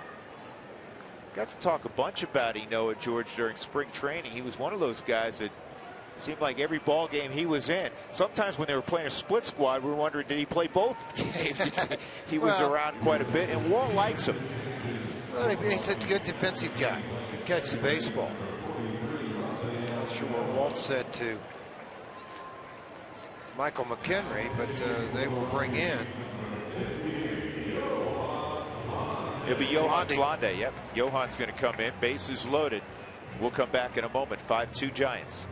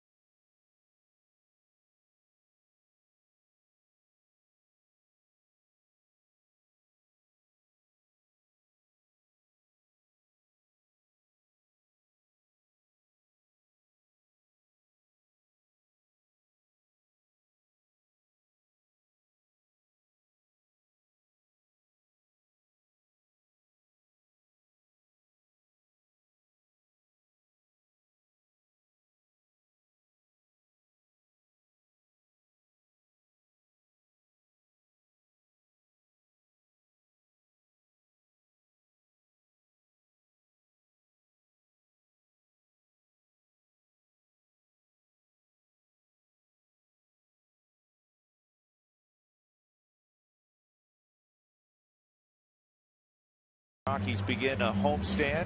3 against the Giants, 3 against the Padres on the weekend. And making his major league debut at second base, Rafael Ynoa. He'll lead off next inning. Johan Flande back to the big leagues as well today. He came up with Ynoa and Ben Paulson. Flande is a guy down the road, George. He could be a swing guy potentially in the bullpen. He's usually been really good for about 5 innings. Third time through the lineup's gotten him. So now he's going to work out of the pen. And he's going to go left on left with Blanco. Bases loaded, 1 out. He's got a pretty good cutter slider mix that he can throw for strikes at times. Good fastball that gets up to 91 with some late movement. Second time to work out of relief for Flande. He made 8 starts. Been a strike thrower, first pitch notwithstanding, 1-0.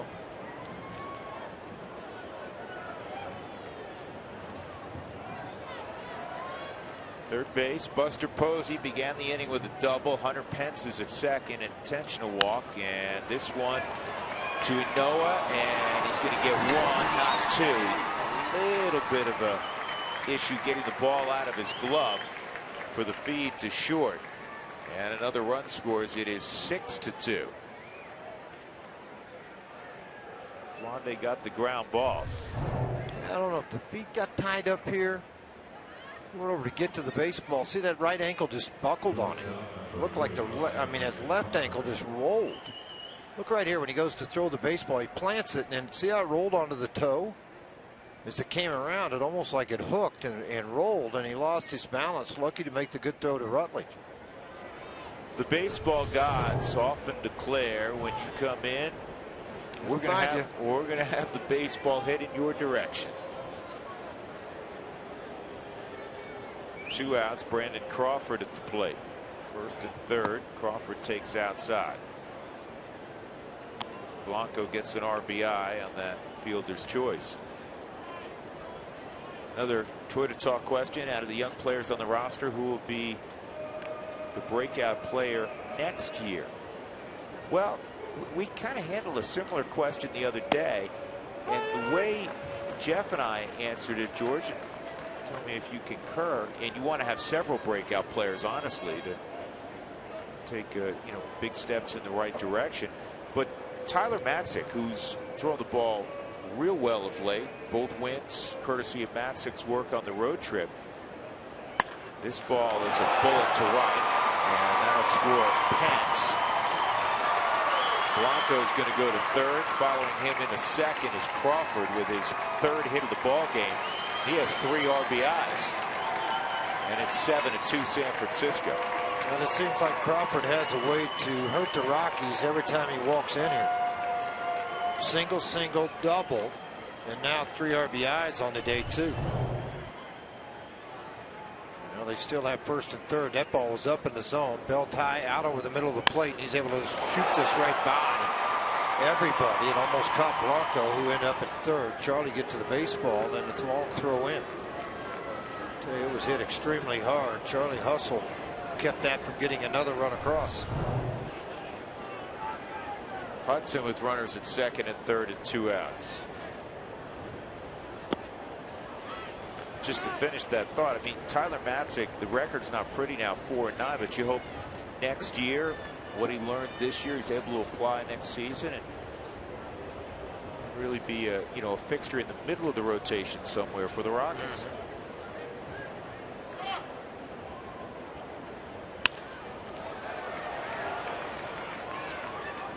Hudson is out and puts down the inning.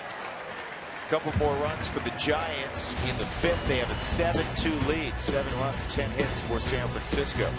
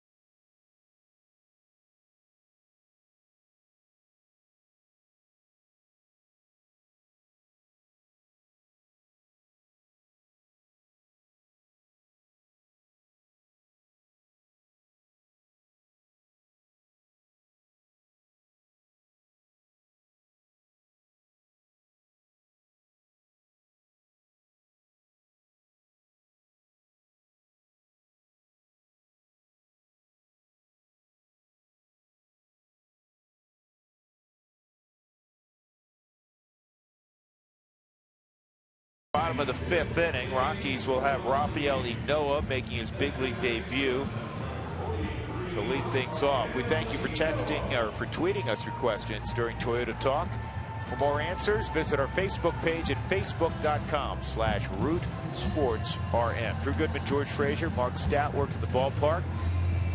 Beautiful, beautiful Labor Day. Rockies tomorrow night against the Giants. We'll have that one at 6 o'clock with the pregame show on Root Sports. And Wednesday's a day ball game. We will not televise Wednesday. Thursday an off day. Friday pick up again with the Padres. So here's the versatile Rafael Inoa.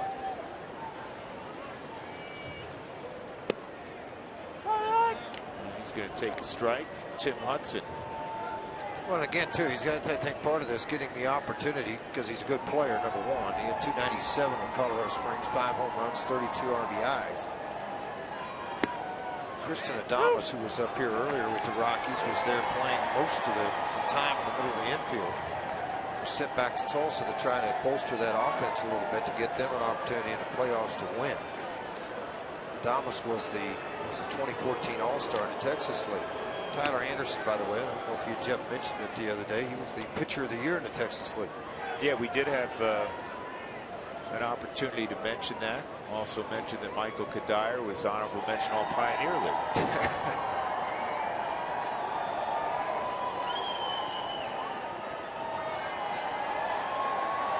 Hope he doesn't have an opportunity to repeat on that list next year. Yeah, for a long time. 1-2 on Inoa. Ground ball left side. Base hit. Rafael Inoa. Get it out of the way in your first AB. That a baby? good way. That's kind of the way he handles the bat. Just takes the opportunities when presented to them. That ball will head to the locker room. So Michael Kadire, that'll be put in good hands. Handed on down to. Has there ever been a time where the guy, it was Barnesy this time, did not fake the throw of the baseball up over the dugout? Yeah, they try to do that an awful lot, have a little bit of fun with it.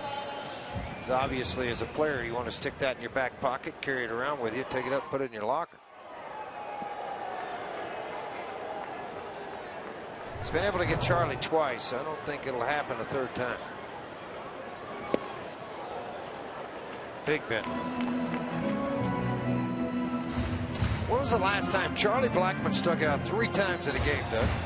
Well, earlier in the year, for about the first half of the year, he was one of the toughest guys in the National League to strike out. Doug, you'll let me know here in a minute.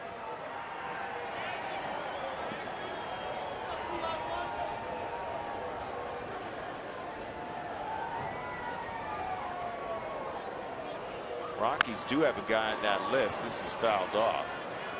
And you're probably going to be surprised who's on that list. Toughest to fan in the National League. Rockies had the guy who's 4th toughest to fan. Morneau. Yep, you're right, George. Justin Morneau. You don't usually think of a power hitter. Ben Revere has been the toughest. Then Denard Span, Andrelton Simmons, Morneau, Jonathan Lucroy, who's had a banner year with Milwaukee. Buster Posey, 6th toughest. Gene Segura, Chase Utley, Martin Prado, Daniel Murphy round out the top 10. By the way, Charlie has only struck out twice. 3 times twice this year. Once in Cleveland, the other on July 13th in Minnesota. I think that says Minnesota. I can tell you this much: Charlie is the 5th toughest player in the National League to double up. 1 and 2 on Blackmon. 2 and 2. Didn't chase the breaking ball away that time. 2 double plays the whole year. That success against Tim Hudson. That success against the Giants this year. 340 average overall against San Francisco entering the ball game. Rockies down 7-2. Center field. And Pagan's got it. Well, join the Rockies. Join the Rockies Thursday, September 11th, to celebrate random acts of kindness in our community with the unique event dinner on the Coors Field infield. For the first time ever, this exclusive opportunity is open to the public. That's right, anyone could come. Visit Rockies.com/kindness dinner for more information.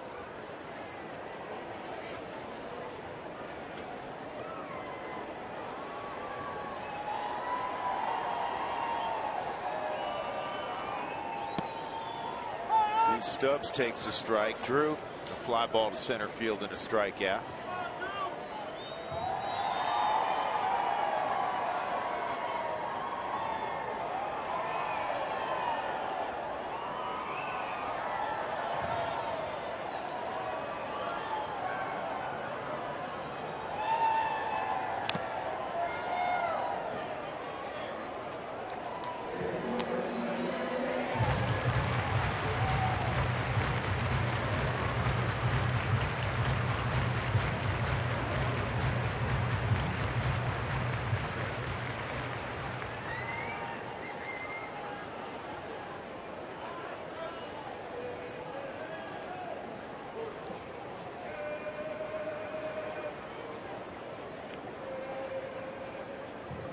At first, here's the 0-2. No, Hudson put it right where he wanted to. Charlie was 5th toughest to double up. Where's Stubbs on that list? I don't know if he has enough at bats to qualify. Is that what it is? Yeah, because pretty hard slider outside corner, put it right where he wanted to. Tried to get Stubbs to chase it. Stubbs struck out in the 3rd chasing the slider. 2-2. Stubbs this year has actually, I don't remember these, but he's grounded into 4 double plays, 336 at bats. Kind of shocks me.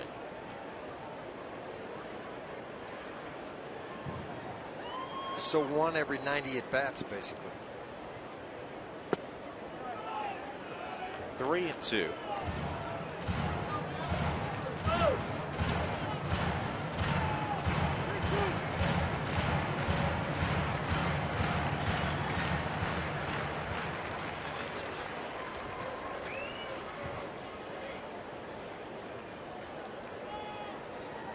It takes off, and it's on the ground to third. Bobbled by Sandoval, and he won't have a play. I think part of that was due to the speed of Stubbs. To be honest with you, I really do. I think he started to think about who hit the baseball, how quick do I have to get rid of it, and then you're going to have to make a move on that. See if you're going to be able to make the play on it. The ball's hit right at him. I mean, it's center of the body. Should have been an easy play. Pablo, you can see the ball come in. That last hop right there got him. For Sandoval in the year, that's his 8th there. Well, he had gone 73 games without making an error. He's made 2 in the last 10 days.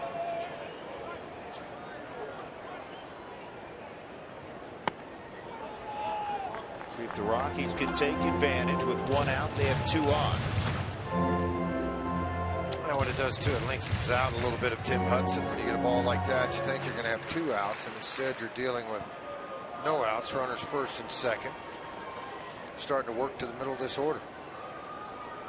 Justin Morneau lined out his last time up, 0 for 2, and this ball is lined to center field. You know he's going to have to go back to the bag, as will Stubbs. It's the 2nd time he's hit an out of ball. 2 gone. Hit one to right early. Nolan Arenado next. Robbed of a hit by Crawford. Going up the middle to steal a single from him in 2nd. Also ground ball to Sandoval at 3rd.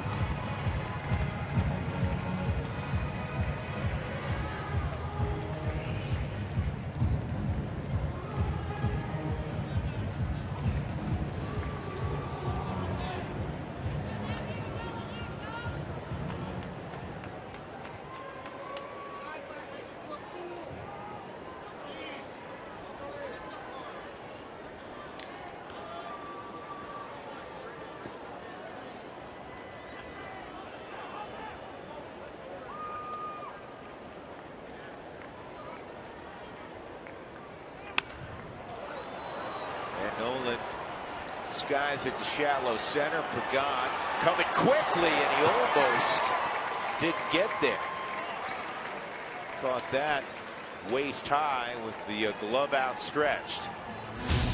Rockies leave 2 on in the 5th. We'll go to the 6th. 7-2 Giants.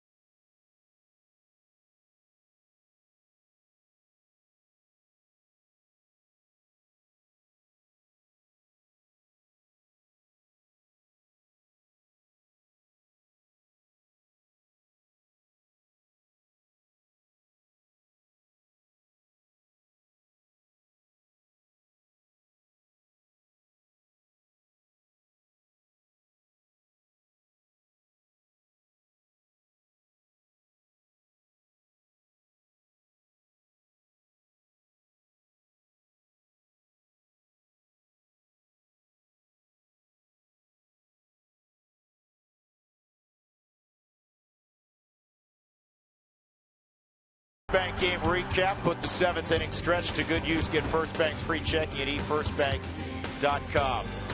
Giants up 7-2. They started the game with a bang. Hunter Pence, the bang, a 3-run home run to right center field. They'd had a 4th run in that first frame. DJ LeMahieu got the Rockies temporarily into the game with a 2-run triple. It was 4-2 at that point, but then the Giants have scored 3 runs in the last 2 frames. Brandon Crawford, who you see pictured, is 3 for 3 with 3 ribbies. 6th inning, top of the order for the Giants. It's Angel Pagan as Johan Flande continues on. And that is going to stay up for Blackman, who was battling, I think, a little sunshine there. 1 pitch, 1 out. Joe Panik will be next. Panik finished 4th in August in hitting in the National League. If you look at Charlie, he hit .379.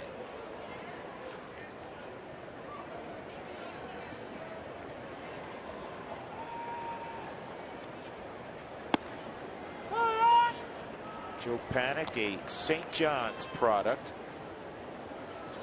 Giants highest average in any month by a rookie since 1914. Buster Posey and Billy Miller the record. Bill Miller eventually won a batting title. He's working in baseball. He's a hitting coach somewhere, right? Yes, he is. Our man Lefty O'Doul, which is the favorite watering hole of our director Mike Fox, right across from our hotel. Lefty goes back a little bit. And Johnny McCarthy. George retired late Johnny's career. George's rookie year. That doesn't get old, does it? I just quit listening to it. That's right. Bill Miller's the Cubs hitting coach. You just saw Bill, right? Yeah.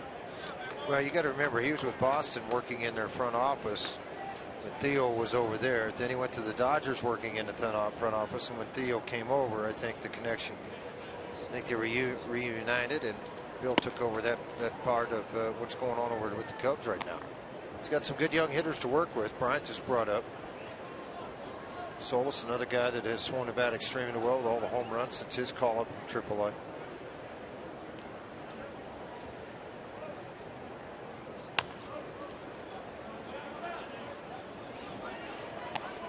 Two and 2 on Panik. Safe Light Auto Glass. Your windshield is damaged. Give them a call at 303-287-5000 to set up an appointment. You can find them online at safelight.com.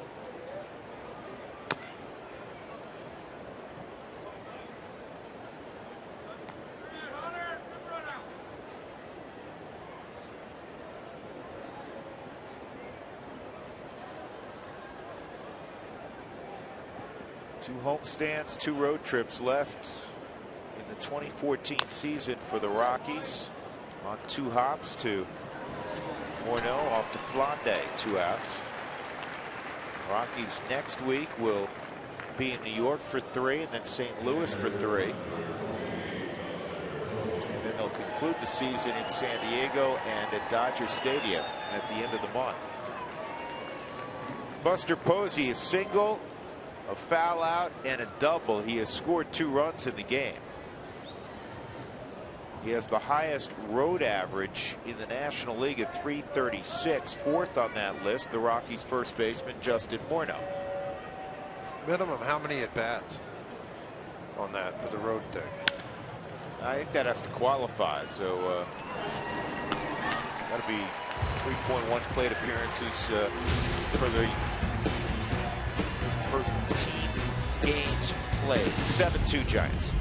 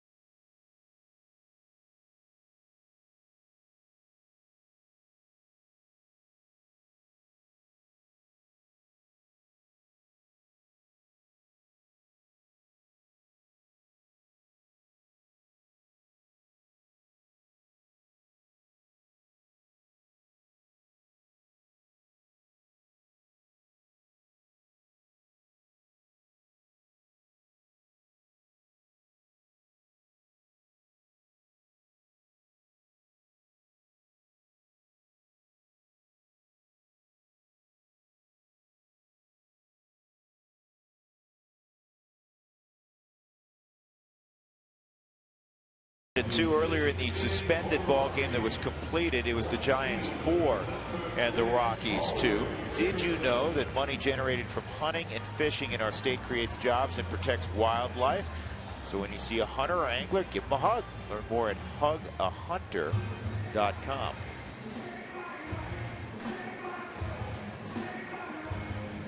Corey Dickerson, Michael McHenry, and Josh Rutledge. The Rockies on that road trip, Fraze, scored just 12 runs in 7 games. And the drought, unfortunately, has continued this afternoon. The Rockies in this game, 2 runs on just 5 hits against Tim Hudson.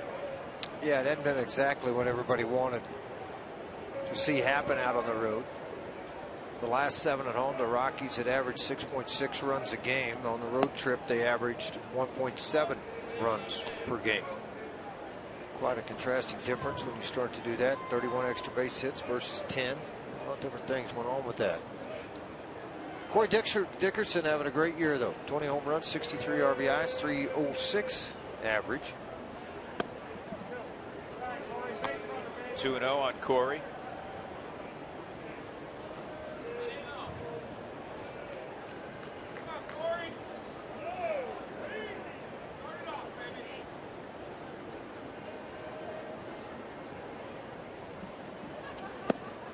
And 3 balls, no strikes. It's a rarity from Tim Hudson.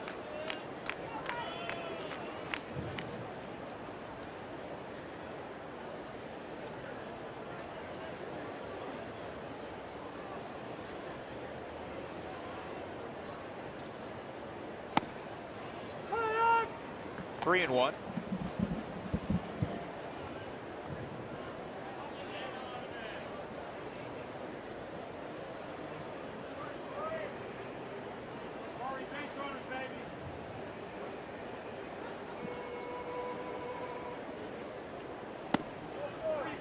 Ball 4, according to home plate umpire John Tumpain. So the Rockies have Dickerson going to first base with McHenry coming to the plate. Well, with so many young players, and as you go forward with the rest of this season, the Rockies have a chance to disrupt some things. Playing the Giants today, and they're first in the wild card. Then you're going to go to the Cardinals and play 3 games there. They lead the Central by 1 game right now. Then you have 6 games left with the Dodgers, 1 at home, 1 on the road. So you have a chance to go out and hurt some feelings, basically. Try to screw up some things for the other organizations in baseball, and for some of these young guys to prove that they belong at the big league level. McHenry takes the ball. Mack had a base hit his last time up. 1 for 2. Franklin Morales today. Final line for Frankie. 4 1/3, 7 runs, 9 hits, 4 walks. One of them intentionally, struck out 3. And another base hit for Mike McHenry.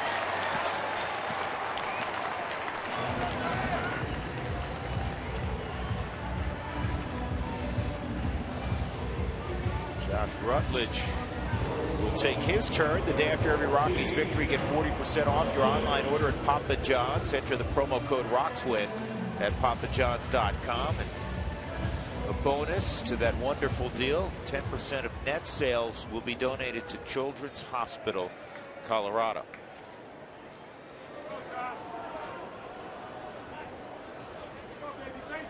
Padres did hold on, George, and beat Arizona 3-1 today. Rutledge this year, 300 average with runners in scoring position, 240 otherwise. Excuse me, 252 otherwise. Bearing down with men in scoring position.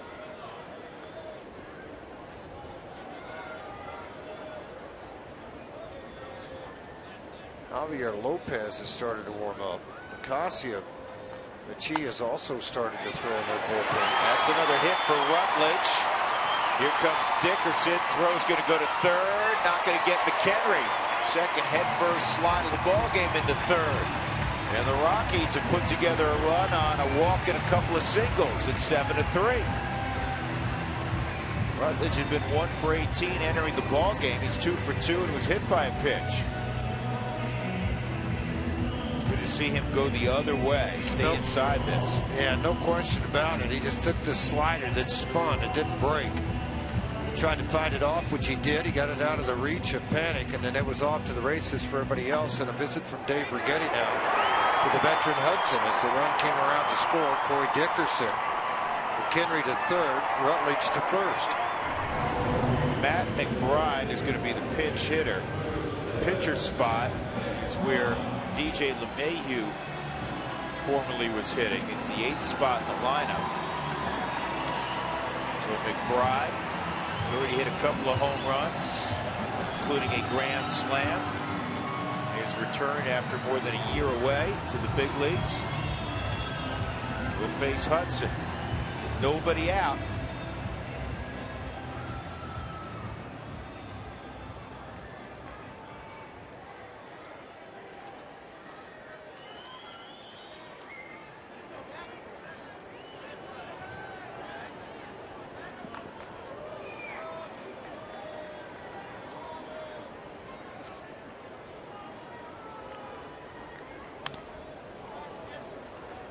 Slider, and it's cued off the end of the bat.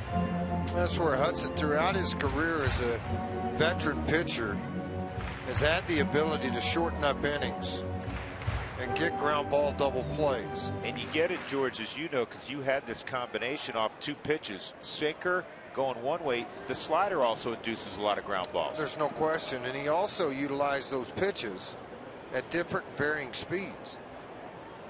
Put a varying speed on the sinker or slider with a location, you got a pretty good chance. Painted the outside corner for strike 2. And the thing about this ilk of pitcher, the Hudsons, the Maddoxes, their misses are all at the knees or below. Yeah, they very rarely miss up above in the strike zone, and if they do miss up there, then they've had a bad day and they're not out there very long. They're just far and few between. Bride has to battle down 2 strikes. Hudson, quick feet, takes a look at Rutledge.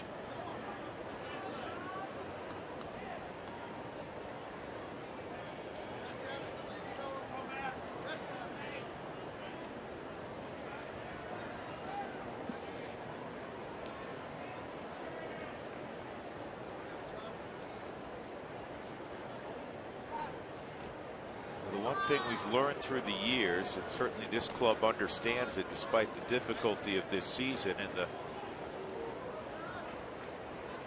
fact that ever since the second week of May it's been tough sledding. No lead at Coors Field's insurmountable. Bring a wealth of confidence when they're playing here. Each bottom half of an inning.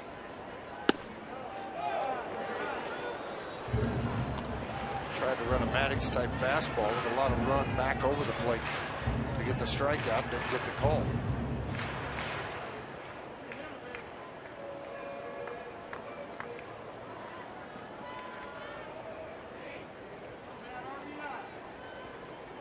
Henry at third, Rutledge at first. 1-2 on McBride. Rafael Noah on second. Get him to the plate. He's hitting 1,000. There aren't many of those guys left. Not many.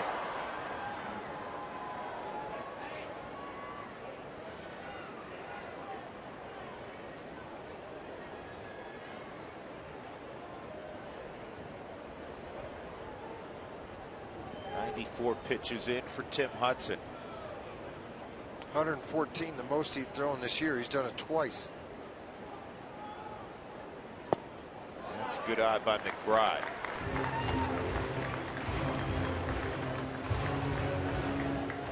Hitting coaches, obviously, managers, watch how you handle at bats, pressure at bats, how you work the count. He fell behind one of the game's best pitchers, 0-2. He's got it even now at 2-2. One of the reasons Walt Weiss is fond of Matt McBride. He does everything with a smile on his face. And this ball pulled hard to Sandoval. And he'll get, no, it's dropped at second base. Everybody's safe as the run scores at 7-4. Not handled by Joe Panic. Sharply hit by McBride. If it's fielded cleanly, it's probably a double play. Instead, everybody's safe, and the Rockies are within a 3 spot. Yeah, Bochy popped out of the dugout. He went to get the left-hander Lopez. Second ball hit right at Sandoval, not handed cleanly. Then he threw a bullet, and Panic just didn't catch the baseball. Kind of handcuffed him. Yep, some sloppy play here has cost Tim Hudson a couple of runs in this inning. It's 7-4, and they'll go to the veteran Lopez to try to handle Charlie Blackmon.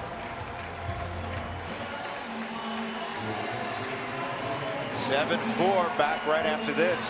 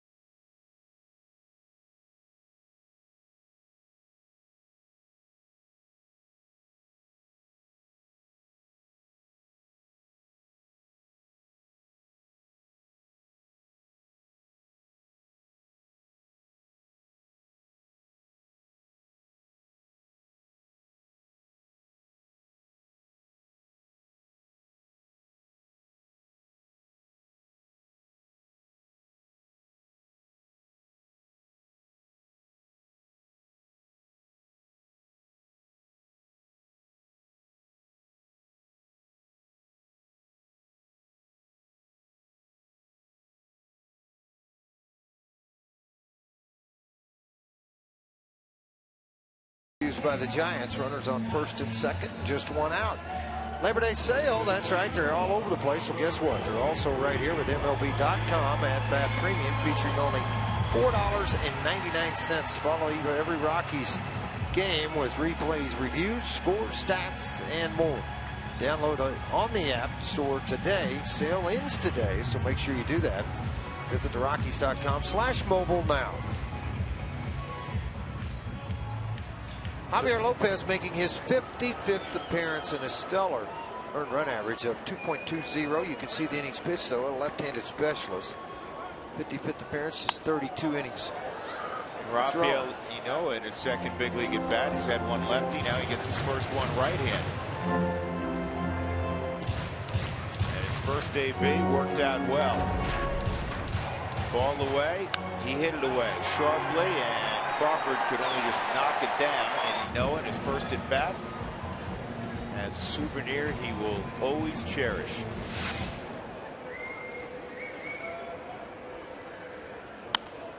And that's fouled off down the right field line. 2-strike count on Inoa. Well, for Javi Lopez, it's always good to come to Colorado. The former Rocky still makes his home in the Golden area, so he gets to sleep in his own bed.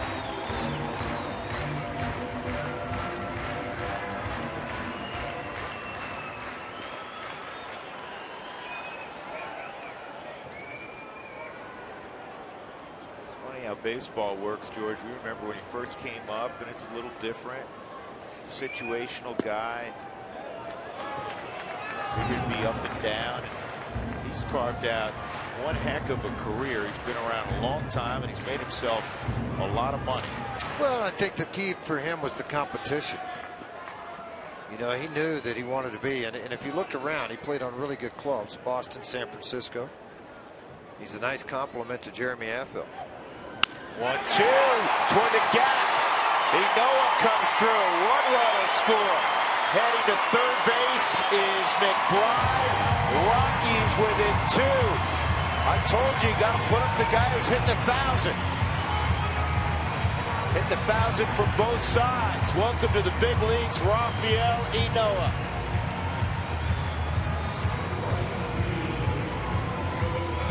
Rutledge getting high fives after his base hit and an RBI. Inoa with this base hit. into left center field. There was a breaking ball down and away from Lopez, and he just went down and got it. An off-speed pitch, stayed on it, drove it into left field. This is a young player that has spent a lot of time at the minor league level, finally getting a chance and taking advantage of it.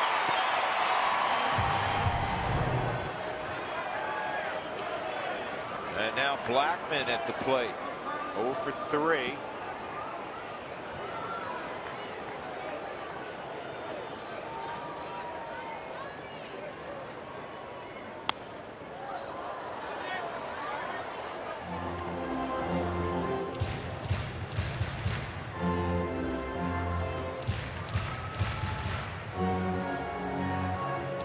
Blackman was success against Lopez in his career. He's 2 for 5. It'll be the last hitter for Javier Lopez to face, as they have Chi warming up in the bullpen.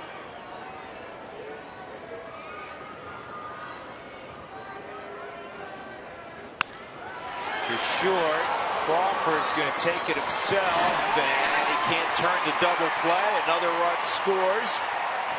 And it is 7-6 as the Rockies have scored 4 here in the 6th inning. An RBI for Blackman. 65 for Charlie now.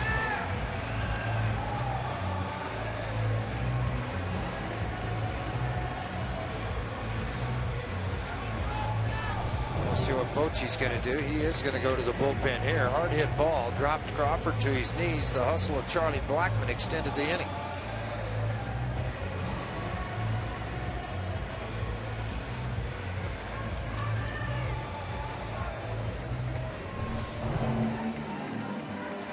Apologize, just 1 out. Let's keep playing a lot of baseball. How about that? Yeah, Drew Stubbs is coming up. Lopez walks off. Rockies within a run.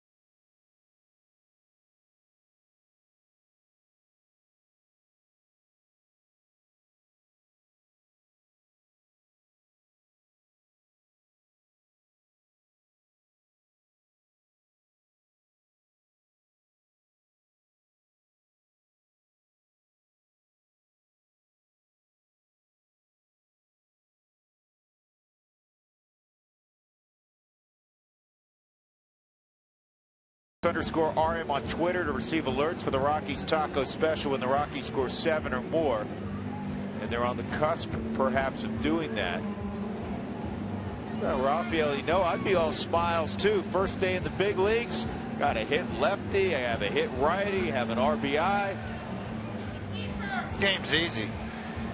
You know, he's paid his dues, George. You were mentioning that. He came up with the Dodger organization. He's out of the Dominican Republic. He started his professional career in 2006, and it finally got him to the big leagues in late 2014. It's a lot of bus trips, a lot of uncertainty along the way. But if you keep that smile, you got a chance, right? You got a uniform on, you got a chance. You know, I say that all the time to people. If you're wearing a uniform, you got a chance to get here. But obviously, Machi wasn't happy with the way this mound was situated. They came out and did some work on it, got things put back together. Now they'll get the okay from him as far as how he likes it. You know, for Inoa, George, 9 years in the minor leagues, almost 3,200 plate appearances. He hit 270. And here he is, first day in the big leagues. A nice time. I mean, obviously getting the opportunity. Labeled a utility man for the last couple of years in his career. Now you get a chance again. This comes down to your pro scouts watching players play, determined to find them an opportunity. The Rockies had a need in the middle of the infield, and they signed him. And look what happened here in the big leagues. Well, you mentioned Johnny Herrera earlier. Johnny, one of those guys, finally got an opportunity because of his glove, and he's carved out a nice big league career. So there are the numbers on Gene Michie. 61st appearance for him, a 157 earned run average. He doesn't give up many hits. He doesn't walk many people. 77% of the inherited runners that he has received have not scored. I like to call him in San Francisco Gene the Machine. Checks on Charlie Blackmon at first. Another guy that's bounced around and fought his way through the minor leagues and persevered through a lot to get the time that he has at the big league level.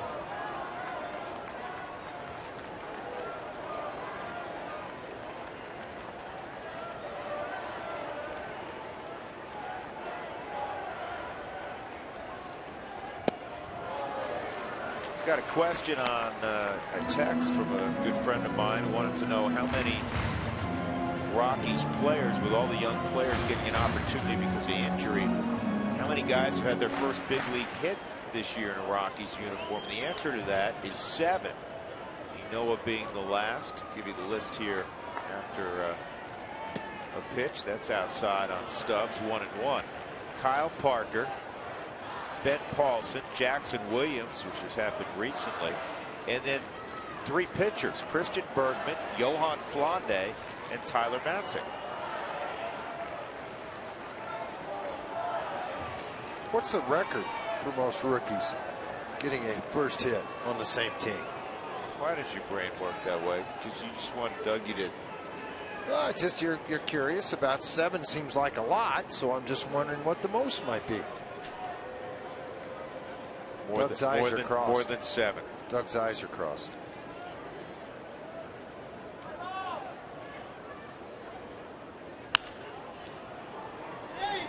Foul ball.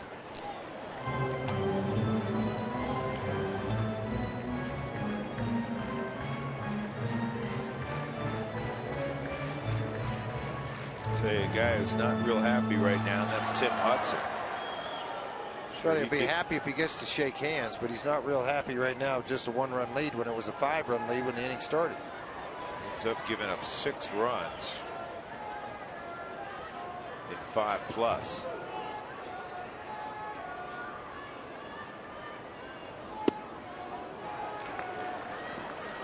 Yeah, Dougie's got it. He got it quick. 1890, the Pittsburgh Alleghenies had 19 guys get their first big league hit. Doug, that's because the sport was just invented like 2 weeks prior. What are you talking about? Dougie, I think that's all a lie. Huh? Good for you. There goes the runner. Bobbled by Posey. Stolen base for Blackmon.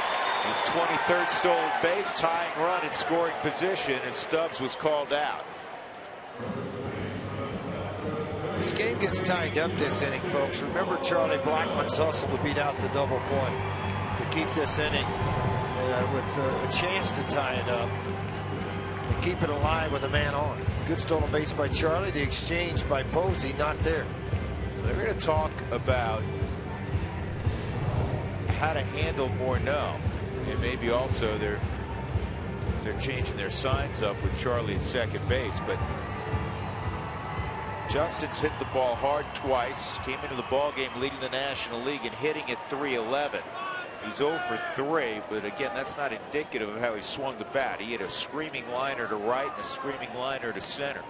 Well, he's only seen Michie 1 time. He's 0 for 1. Work off the plate. Thinking, will he pitch around or no? You have Arenado on deck. It's not a picnic, obviously, but he is a right-handed hitter.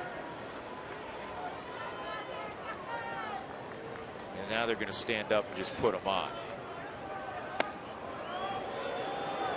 Yeah, Bochy's a little bit old school in that respect. That I'll give you a couple of shots to get him. If you don't get him, then I'm going to take it out of your hands, and I'll take the responsibility. I'll just walk. I'll walk him, and I'll put Arenado in a position. And you're right, George. Usually it's a couple. It's a couple pitches. And this one, Bochy made up with his decision after the first pitch. And Arenado probably helped a little bit of this. Arenado in his career 1 for 7 against Machi. Bochy likes to play the numbers an awful lot. Arenado will be the 9th man the Rockies have sent to the plate here in the 6th. You know, and sometimes with those numbers, and managers get all kinds of numbers, but one thing they don't tell you is what kind of AB. He could be 1 for 7 and lined out 4 times. Yeah, and they do have that now. They do take care of that. I know the Dodgers do, because Donnie talked about that at times with me when he's starting to look at a lot of the numbers and the matchups that he tries to do. The Rockies are 4 for 11 today with runners in scoring position. Another chance here. 9th man to hit here in this productive 6th inning. 4 runs have scored. First 4 guys who came up scored. Dickerson walked, McHenry singled, Rutledge singled in a run, McBride pinch hit, reached on a fielder's choice and would score.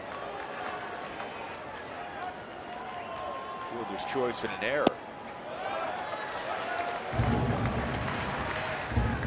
And it's 2-0 on Nolan. Mentioned earlier, Machi doesn't walk many people, but he is behind here 2-0. He's behind on Morneau. Arenado's average with 2 outs and runners in scoring position, .297. Juan Nicasio is going to be the next Rockies pitcher. Here's the 2-0, and that ball is driven to center field and pretty deep. Pagan going back will get there. So the Rockies hit around in the 6th inning. They scored 4 times, and it's a whole new day. 7-6 now.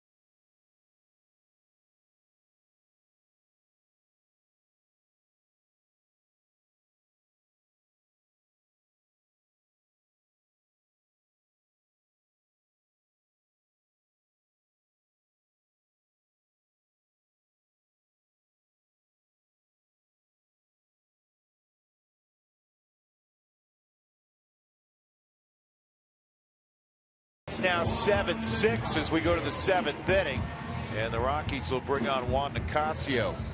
Here's our AT&T fan photo of the game. Up in love and hanging out at Coors Field. Pretty nice combination. Actually, you know what? That shot is from over the weekend at Chase Field. Rockies fans in love on the road at Chase Field. Tweet your photo to #COFanPhoto for a chance to be shown in an upcoming game broadcast brought to you by AT&T. Check the numbers on Nicasio. As you look at Bond coming into this ball game and getting extensive work here coming out of the bullpen this year. 25th appearance for him, 84 innings thrown, 99 hits given up, strikeouts nearly 2-1.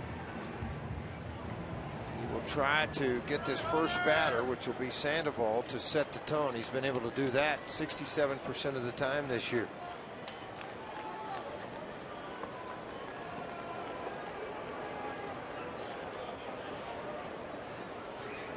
Juan, a starter until he was sent down to Colorado Springs, and then they had him working out of the bullpen, and he's returned to the big leagues as a member of that bullpen. Sandoval is 0 for 3 in the game, a strikeout, and right-handed. He hit the ball to Arenado twice.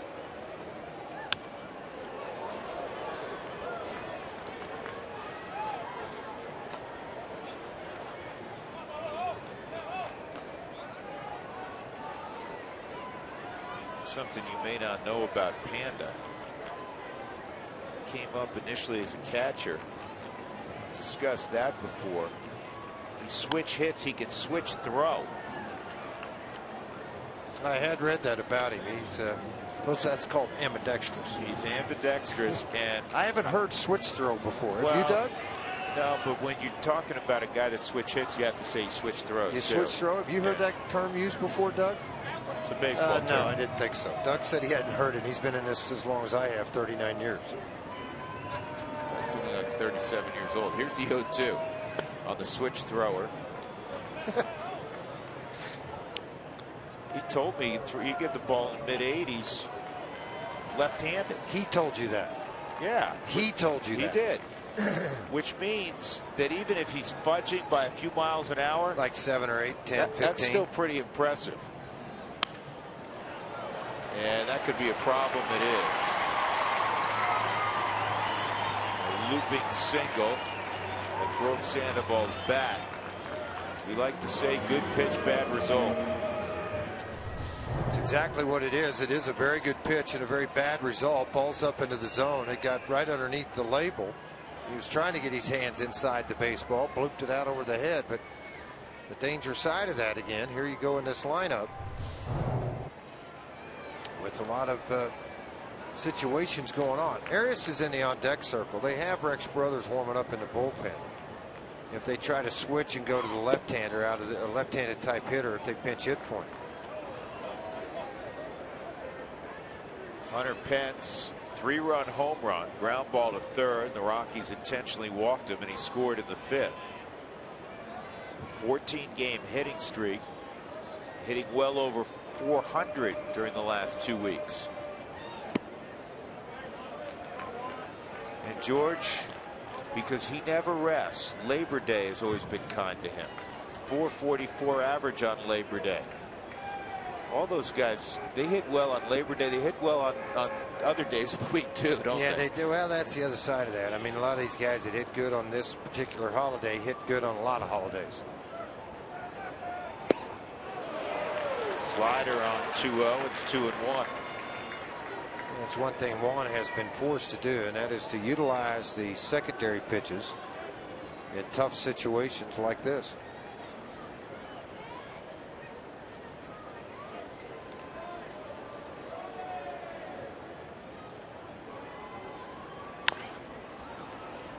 Boy, he does some things that you just get away with because he's just a great athlete, man. George, he chops at the ball sometimes, arms and legs moving in different directions.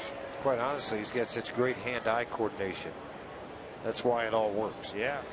You know, he's a very good athlete, but his hand-eye coordination is very good.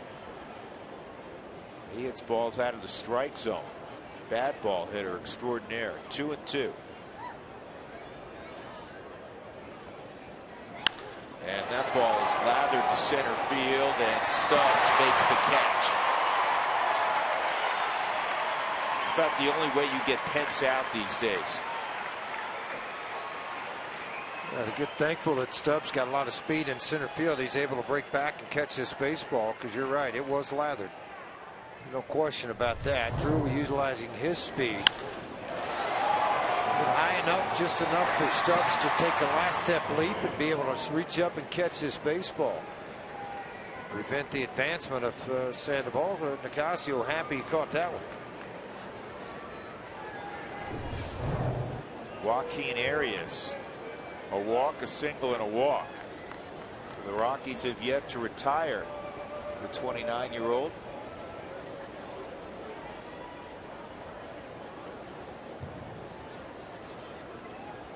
Sandoval at first, conservative league.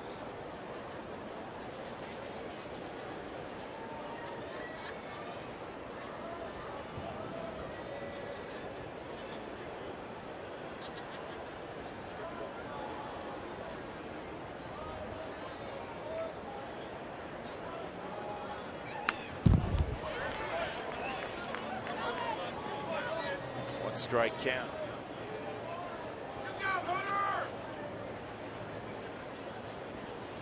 This doesn't count as a 7-game winning streak. It does to Bochy and the 25. Well, now the expanded roster of the Giants winning that suspended game earlier today.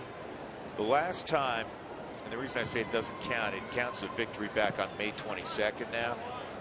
But I think you understand my point. The Giants haven't lost in a week since the Rockies beat them 3-2.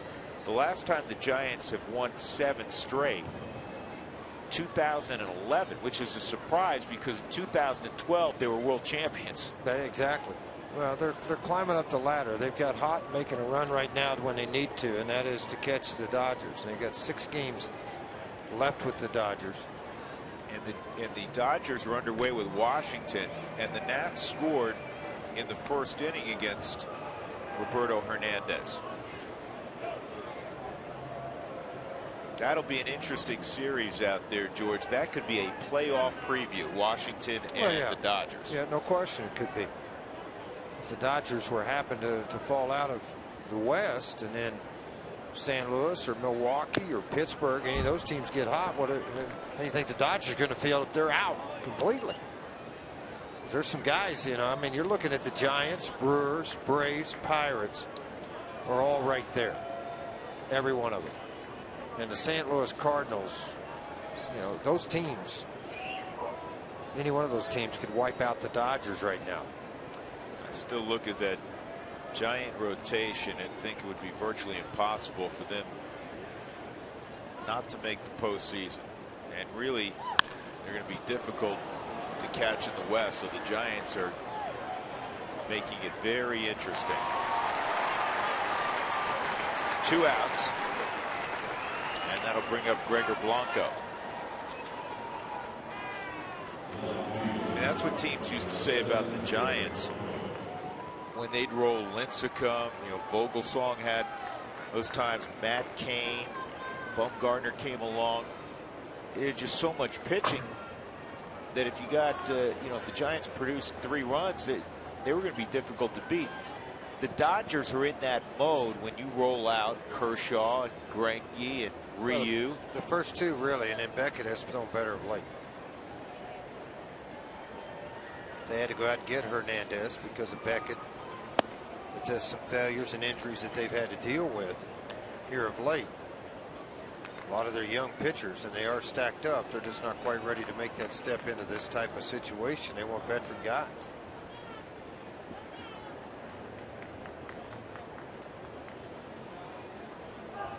1-0 on Gregor Blanco.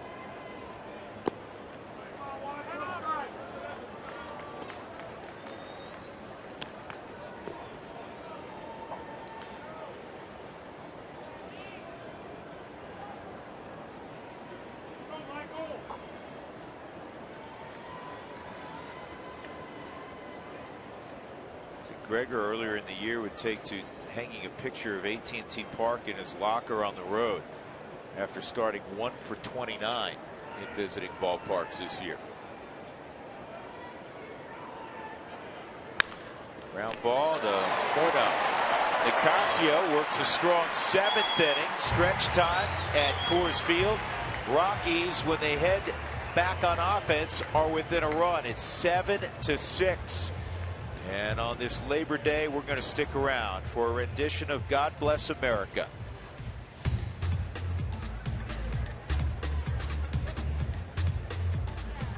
Fans, please rise as we honor our great country by the performance of God Bless America.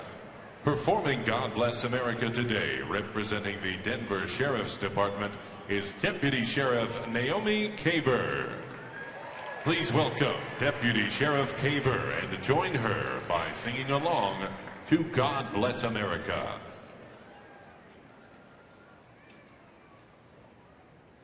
God bless America, land that I love. Stand beside her and guide her through the night with the light from above, from the mountains to the prairies, to the oceans wide with foam.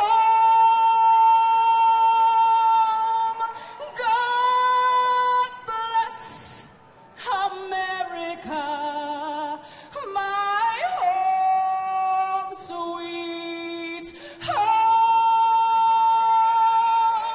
God bless America, my home, sweet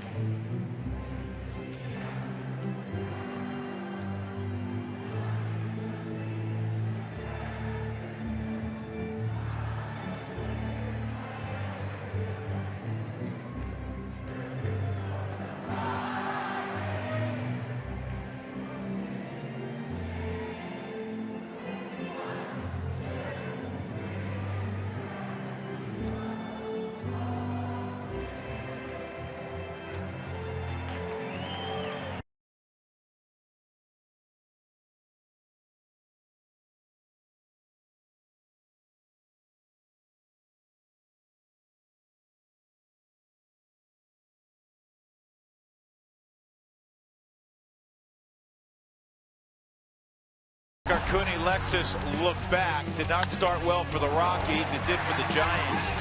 Hunter Pence, 3-run home run in the first, part of a 4-run first inning for San Francisco. At one juncture, they were up 7-2, but then the Rockies had a 4-run rally of their own in the 6th inning. They were helped a little bit by some shoddy defense by the Giants. Rafael Noah has had a nice major league debut. Didn't start today. He's come into the ball game. He has a couple hits and an RBI. Blackman got up the line. That scored another run. Matt McBride coming around. And the Rockies, as they hit here in the bottom of the 7th, have closed to within a run at 7-6. That's our Cooney Lexus look back, presented by Cooney Lexus, where luxury has a new address, Greenwood Village in Colorado Springs. Corey Dickerson against Gene Machie. Machie came in last inning and faced 3 hitters. He struck out Stubbs, issued an intentional pass to Morneau, and then got Arenado on a fly ball to deep center field. And because of their bullpen success, the Giants are 49-5 when they score 5 or more runs. But that hasn't been the case against the Rockies. The Rockies were the first time to have a winning record against the Giants since 2008 when they went 11-7. This game, Frage, is kind of emblematic of what we've seen between these two clubs this year, especially early on. This is game 16 of the season series. There have been 8 one-run games and there have been 3 2-run games. Well, I think it boils down to bullpen, big hits, big innings. Talked about their bullpen. When they lead after 6 innings, well, it's outstanding. 55-5. Right. And they have a mix of a lot. McGee hits the strike zone there. It's 2-2. Dickerson 1 for 2 in a walk. He has scored 2 runs.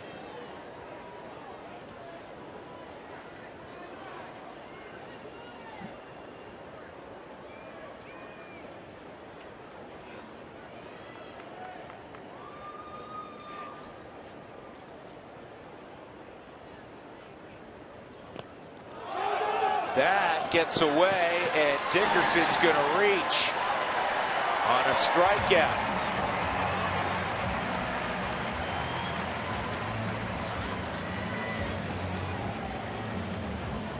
Strikeout, wild pitch is how you score it. Well, you have to. It's split finger down in the dirt. Buster's just going to try to block this and ride it. Takes it off of the wrist, but because of the angle of the hand trying to block the baseball when the ball hit it, it's shot all the way over to the Rockies dugout. No time for a recovery or a play whatsoever at first base.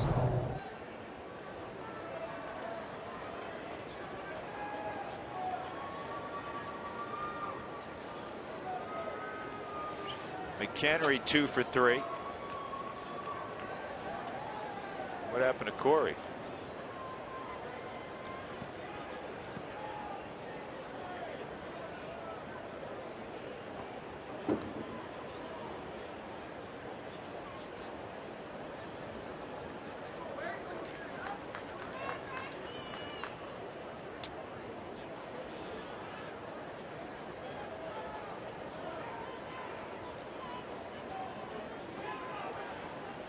I have no idea what. It has to be again, something. Usually, when Keith Duggar or Scotty Garrett come out, they're going to look at where you may have got hurt. It was more of a discussion. I didn't see him pointing to anything. Did you, George? No, I mean, they didn't like the way he ran up the line. That's what it is. It may have been something EY saw and he motioned to the dugout. It's one thing to be gutty, but then you can't be stupid about things either. I mean, to want to go out and play if you're playing hurt or trying to run through some pain, or that's when you end up really getting hurt. Trying to fight your way through it. Rockies playing to try to get even. McHenry squared to bunt.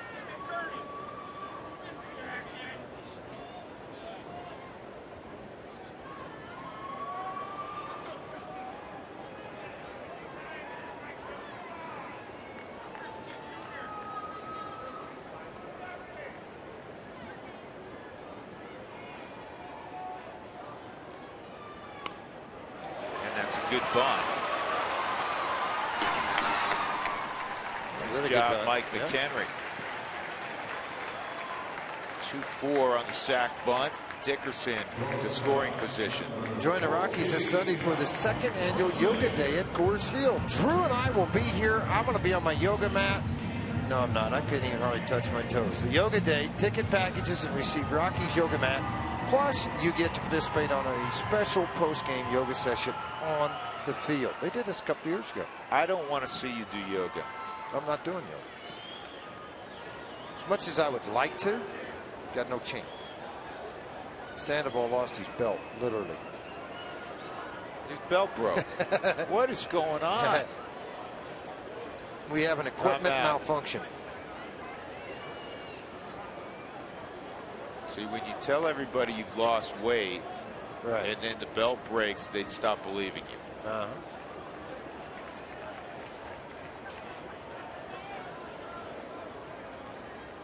Rutledge ready to go. Josh 2 for 2, and he's been hit by a pitch. McGee with a changeup, and it's 0-1.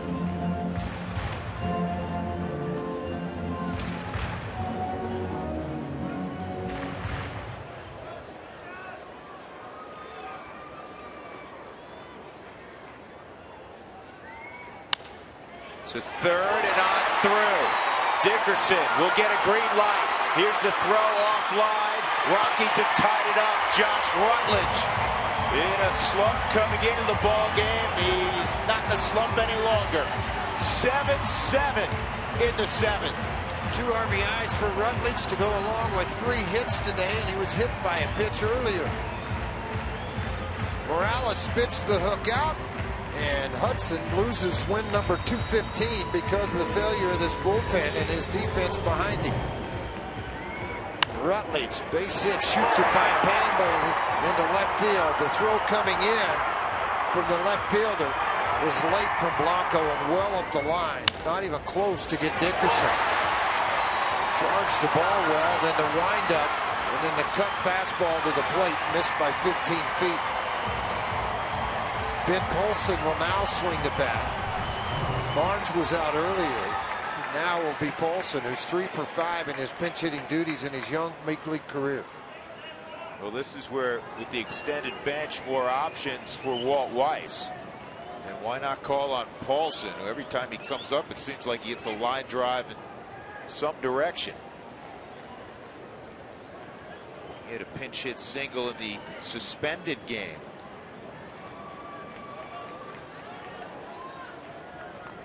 Earlier this afternoon. 1 out. Rutledge, who can run at first base. Rockies hit that magic number. So don't forget to go to your participating Taco Bell locations tomorrow between 4 and 6 to get your Rockies taco special. With the use of the pinch hitter Paulson, Rex Brothers will be in the ballgame.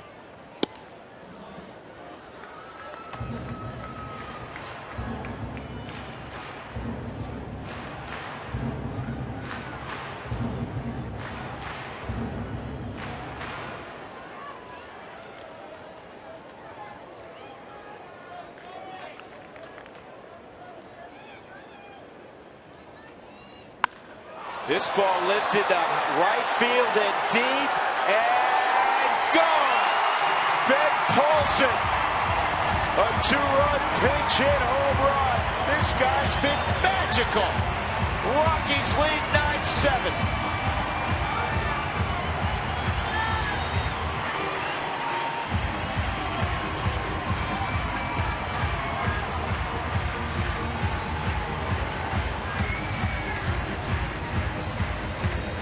Couldn't happen to a nicer guy.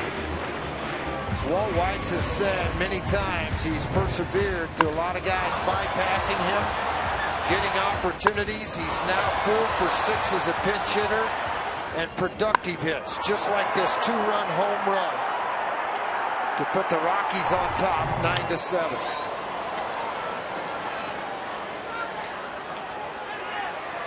And Noah finally makes an out. Back and look at the offering to Ben Polson. Out of the hand of Machi, split finger. The Mike Shaw Subaru Super Mo, all they could do was watch it, including Hunter Pence and his crowd of heroes that follow him around. I like it. See the fan on the front row? He waved at it. Yep, you're right. Say goodbye to that. Drew had mentioned their bullpen was 59-5. Is that what you stated? With the lead after 7. 55-5. 55-5. The Rockies, hopefully. And that was after 6. After 6 innings, that the Rockies will be able to come into this ball game now and take care of business. Paulson's been remarkable. I mean, he's really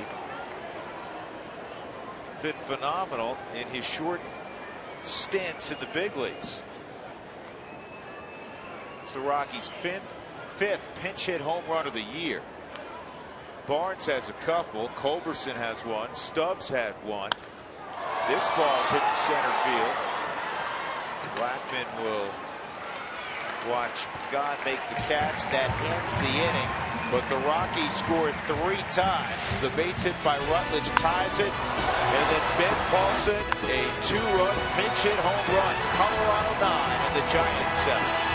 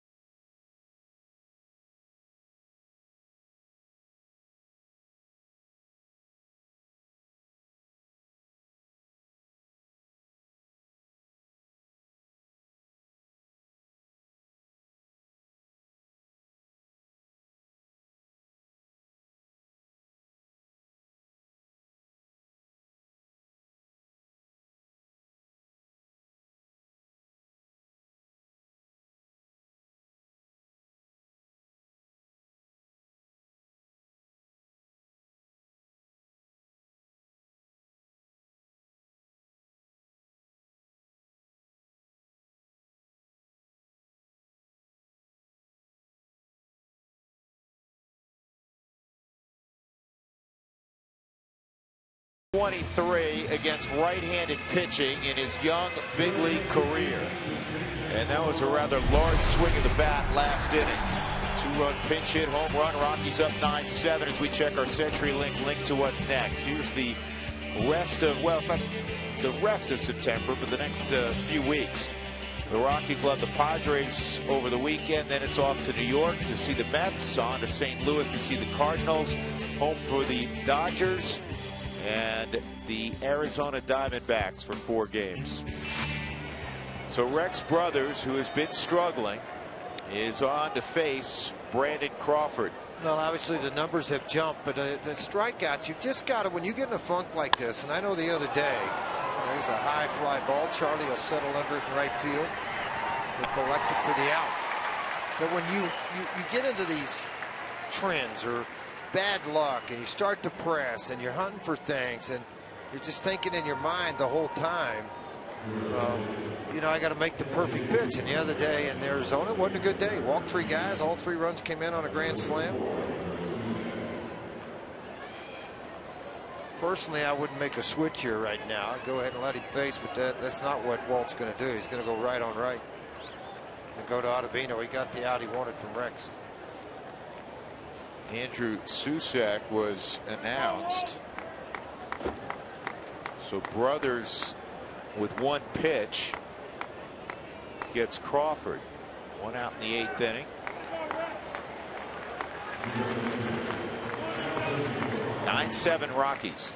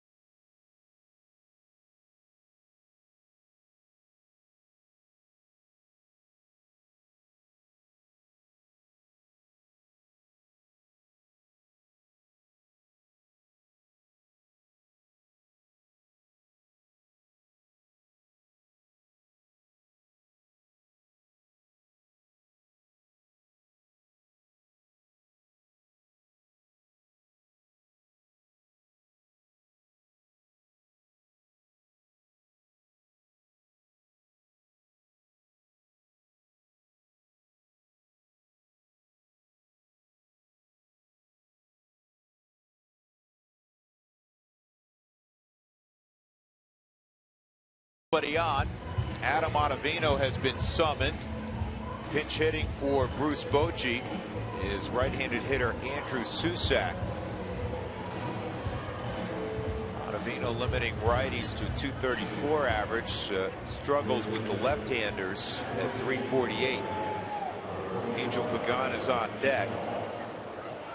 And now they're going to call Susac back, and Ishikawa will hit. Well, he kind of knew that's what Boch would do, and he just tried to eliminate and get the matchups that he needs to try to get. Ishikawa, the only left-handed bat that he has on the bench.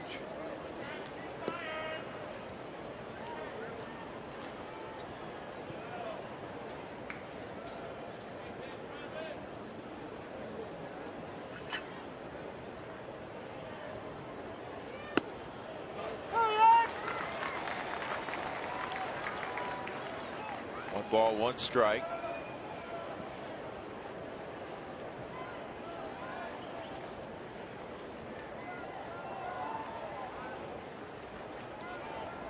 Slider, backdoor, just missed. 2 balls and a strike.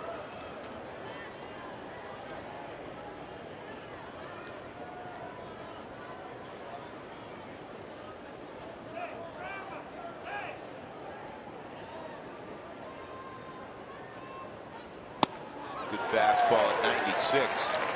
Good location. with the added velocity. That was the key to that. Outside corner, knees riding away from him, right by him. Adams got a great arm. He always did. That's why he was a first-round pick by the Cardinals out of Northeastern. Here's the 2-2. Fouled off. Do you recall a guy in the middle of a season, George, going from, he would work 93, 94 with his fastball. I mean, he'd show some 95s. To all of a sudden of late, it's 97 and 99. Well, you don't see it. If you do, it's a rarity. There's no question. It's one of those guys. I mean, I'm not going to jog my memory for that long, but there is guys that, they get stronger as the season goes along. But he's got a lot of work. Here's a line drive right at Orioles. Here's Chicago with a pinch hit single in the first game. A line out here in the second. 2 outs, and that'll bring up Angel Pagan.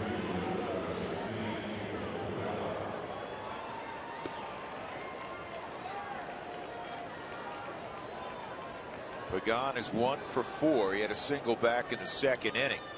The Ford Strike Zone is powered by Ford Cars, big MPG, smart technology, and unsurpassed quality. See what happens when fun meets the road. Ford, go further.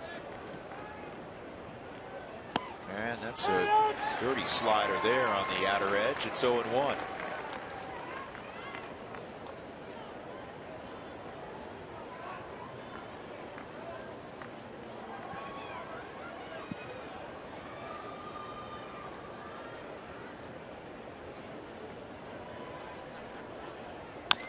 And that fastball at 97 is hit to second. He's got it.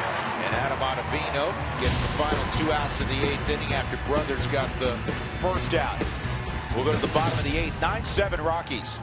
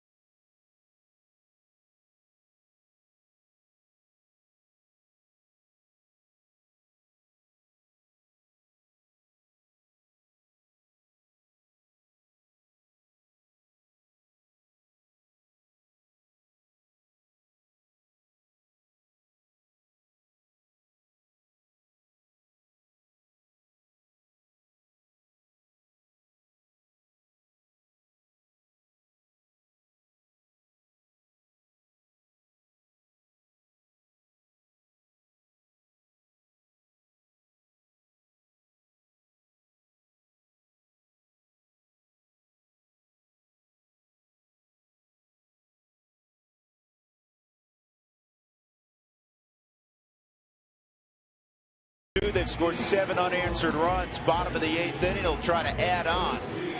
And they will have Stubbs, Moino, and Arenado. And another rookie on the mound, and Hunter Strickland, who came over from the Pirates on a waiver claim in 2013.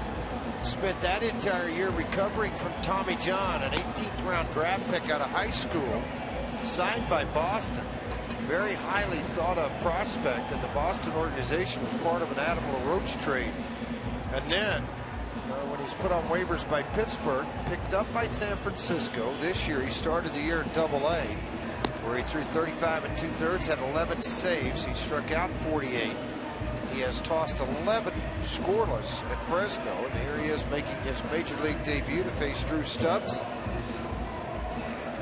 What, about 17 months removed from, 15 months removed from Tommy John. And he is coming into this as a 25-year-old, soon to turn 26. That time of year, a couple of big league debuts today. Very successful one from Rafael Ynoa of the Rockies. And now Hunter Strickland against Drew Stubbs, and his first major league pitch is in there for a strike at 99. Big, strong kid, 6'4", 230-pound right-hander. They're a dime a dozen now, huh, George? It's ridiculous. So, yeah.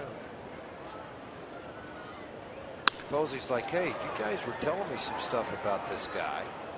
What I like about it, a lot of these guys, major league scouts, and that's what they are, major league scouts, and they don't see Fresno.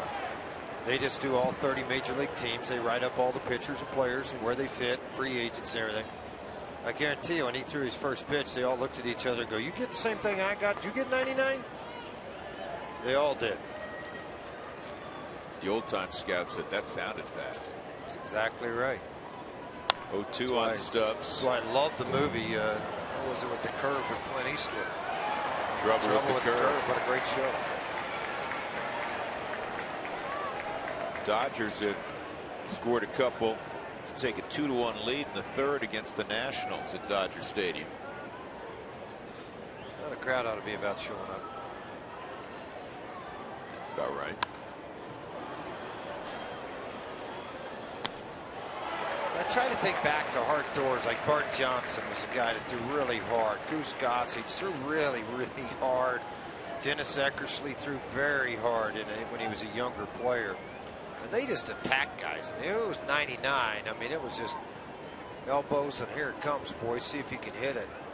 Today, it's amazing that many guys throwing 95 to 99. What impresses me even more is hitters turn it around at 99.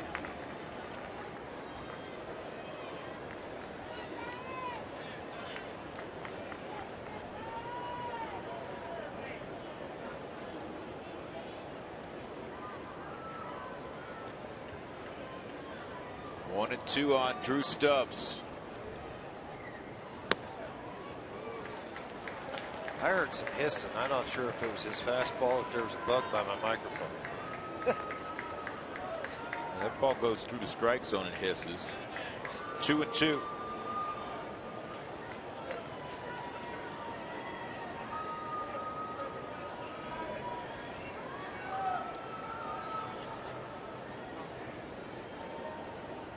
Nice job by Stubbs so far. 0-2, fouled off a lot of pitches, went to 1-2, still going to continue at 2-2. You know, it's a day of first. Rafael Ynoa getting his first major league hits.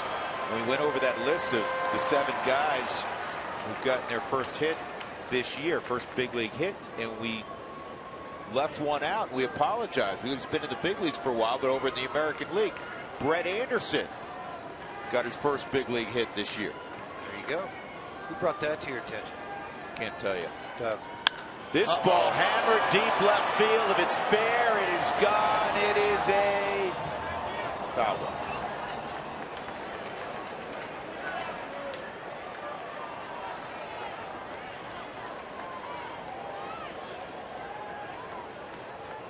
Still felt good. Sure it did.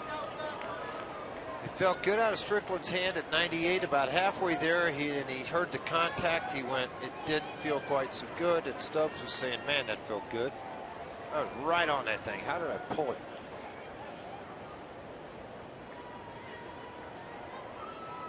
Two from Strickland. Outside at 100.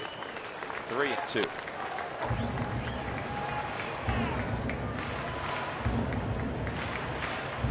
It's great to throw hard, but if you're not getting it over the plate, it doesn't do anybody any good.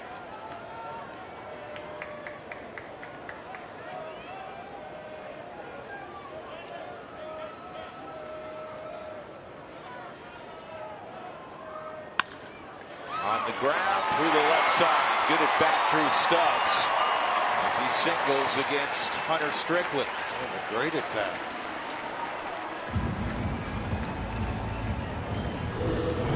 Take another look at this on a fastball at 98 miles an hour, pulled in the hole on the left side of the infield.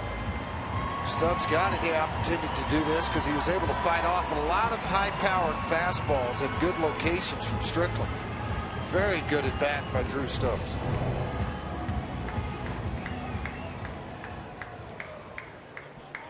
Here's Justin Morneau. Stubbs in a running situation. And that's a base hit left center field.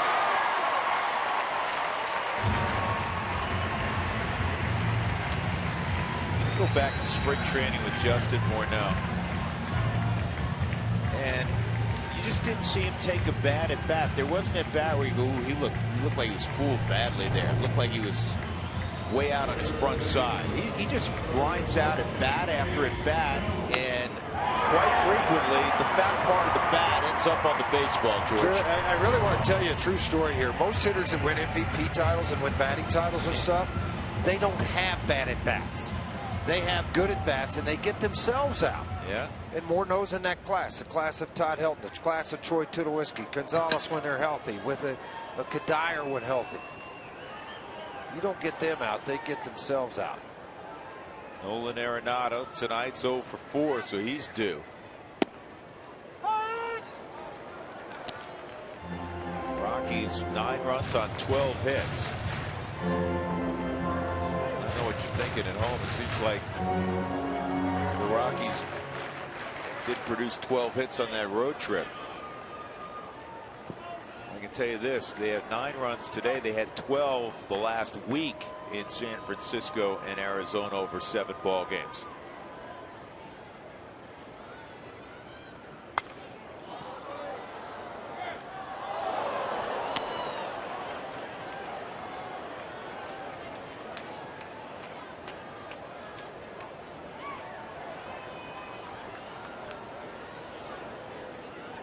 The lonely existence of a closer. Oftentimes when it's your turn to warm up, there's nobody warming up next to you. It's just you and the pitching or the bullpen coach, Bo McLaughlin. There's LaTroy getting ready for the 9th inning. And typically you tell that coach, go stand in the corner. If I throw a ball in the dirt, give me another one. Because you're getting your thoughts prepared for what you're trying to accomplish. The toughest 3 outs of an inning.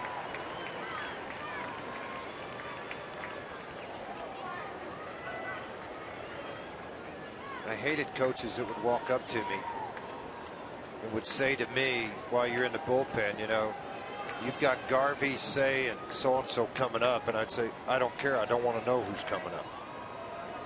Does it really matter at this point? You're telling me the phone's ring, I'm up, and I'm going in. I'm sure it cuts, I'm guessing, George, that it cuts both ways, though, doesn't it? I mean, some guys certainly want to know for, you know, and you are a veteran pitcher, and maybe you go, okay, you know what, game plan wise, this is how I'm going to face Say, this is what I'm going to try to do to Garvey, etc., right? Out of the bullpen, you didn't have game plans. Out of the bullpen, the game gave you your game plan. Runner on first, no out, I'm trying to get a double play. I'm going to throw sinkers, I'm going to keep the ball in on their hands. So the game gave you your game plan late in games. 1-2, and this is an infield fly, and infield fly rule invoked. 1 out as Arenado's retired, and that'll bring up Brandon Barnes for the first time. He stepped into the ball game in the outfield for Dickerson last inning. No word on what caused Teeth Duggar to come out when Dickerson reached on that strikeout wild pitch an inning ago. But he came out of the ball game defensively in the next half inning. Auto glass issues, trust Safelite, online at safelite.com, on the phone at 303-287-5000. 2 on, 1 out for Barnes.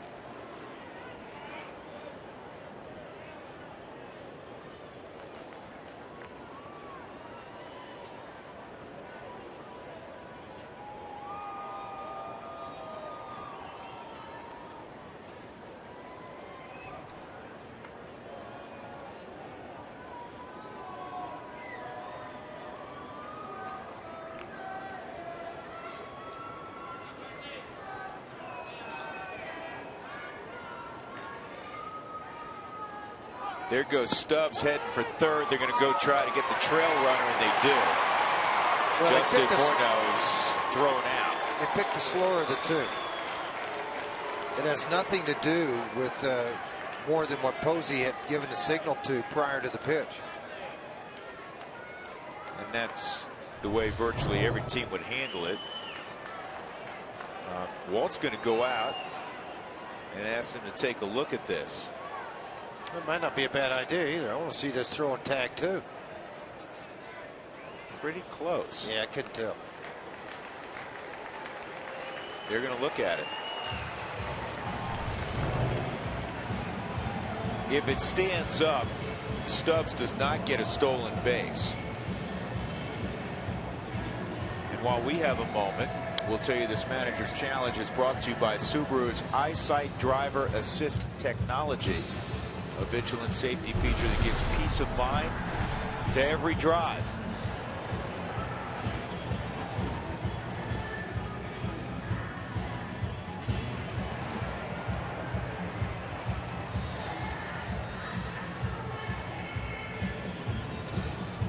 Angel Hernandez made the call. This one should be pretty revealing. Foot on the bags? Yeah, that's the one thing I can't That's tell. the other thing. You know, the foot's going to bend when it hits the bag, so you can't just. Looks like the tag's high there to me. It's on that shot.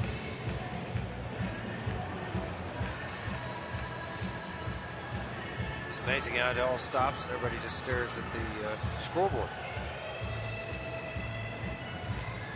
You know, I don't know if there's enough there to overturn it. That's the key. He was called out.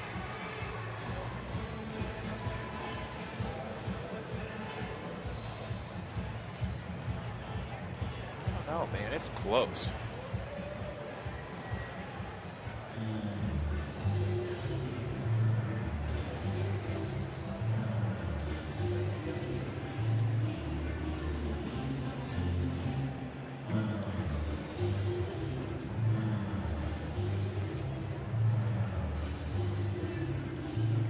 Still discussing it in New York. Here's a, by the way, Rafael Ynoa, 500th player to play for the Rockies. So it is going to remain with what was called on the field. Morneau is out. Stubbs at third base, fielder's choice. And Barnes remains at the plate. Rafael Ynoa, the 500th player all time to appear in a game for the Rockies. Pretty cool. You may have to have him sign a ball on that. Sure. 500 players in how many years? 23, 22, 23 years.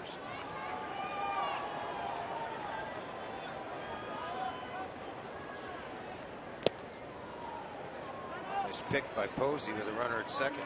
Or excuse me, runner at third base. And the umpire offered 4 different times that Strickland wanted to throw a few pitches to stay loose while they were reviewing the play at second base. He said, no, I'm fine.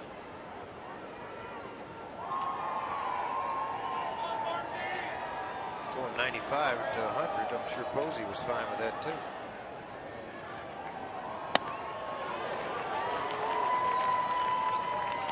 One and two.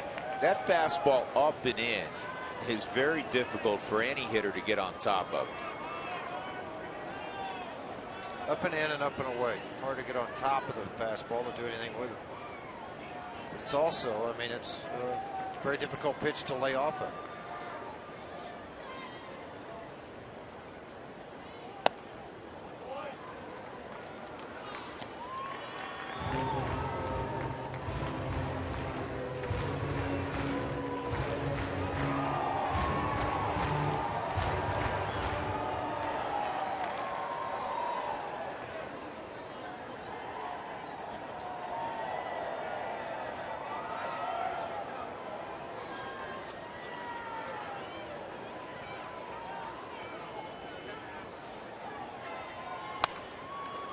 Wasted.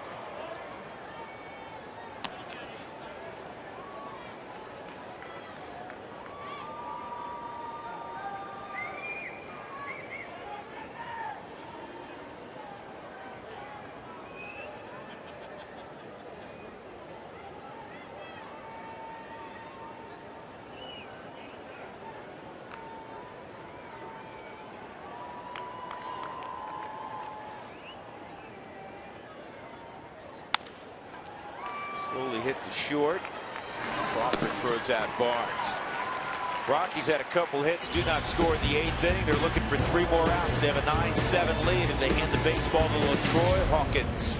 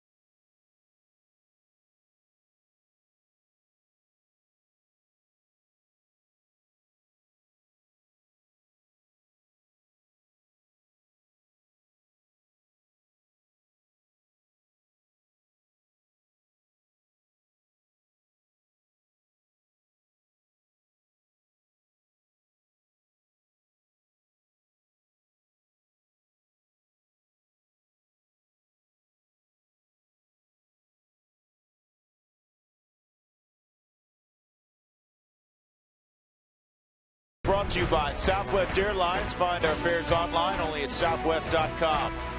By Specialty Appliance, by Smarter. And by the Colorado Department of Wildlife. Money generated from hunters and anglers creates jobs and protects wildlife, so give one a hug. Learn more at hugahunter.com. Rockies at 1 point down 7-2. They now lead 9-7, looking for 3 more outs. And then we'll be joined by Jenny Kavnar and her team out in center field on the Toyota Postgame Report. Hi, Jenny. Hi, Drew. Coming up on the Toyota Postgame Show, we're going to talk Big Ben. Ben Paulson activated today, part of the 40-man roster expansion on September 1st. Call-ups, he's made the most of his opportunities. 2 for 2, both on pinch hit opportunities. Of course, the big home run included. We're talking Rafael Inoa. He was activated today, made his major league debut, and what a debut it was. We'll also get to out of a rut. Josh Rutledge, he was 1 for 18 coming into this game, 1 for 20 if you include the resumed game before this, and he's had quite a day at the plate. It's all coming up, hopefully right after a Rockies win, guys. Jenny, sounds like a wonderful plan. Here's the plan for Mr. LaTroy Hawkins in the 9th inning. He'll face Joe Paddock, Buster Posey, and Pablo Sandoval. So typical of a closer's duty. You rarely get the bottom third of the lineup. Yeah, you pick up 3, 4, and 5, see what you can do with it. In this case, 2, 3, 4, and that's one of the situations you run into. Hawk on the year, 22 of 23 at save opportunities.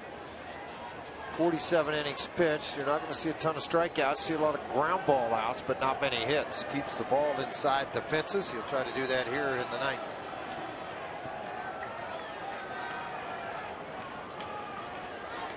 So here we go. Paddock 1 for 4.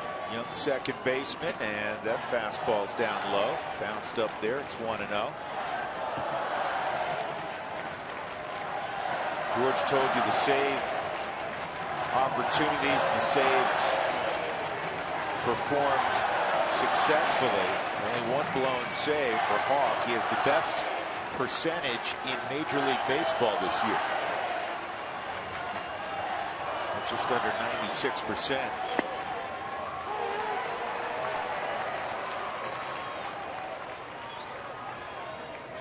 Got a slow heartbeat. You have to have in this situation when you're pitching him with the lead, which he's done most of his career. You've got to be able to have that. Here's the 1-1 on Paddock. That's a great spot. 94 at the knees with sink.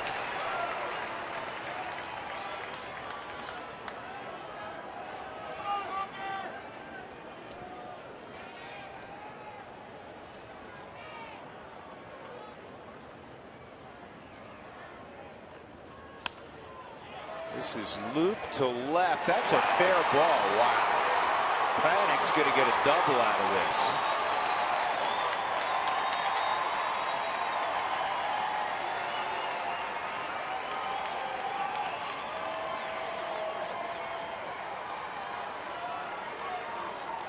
Made the pitch, the exact pitch he wanted to, right in on the hands.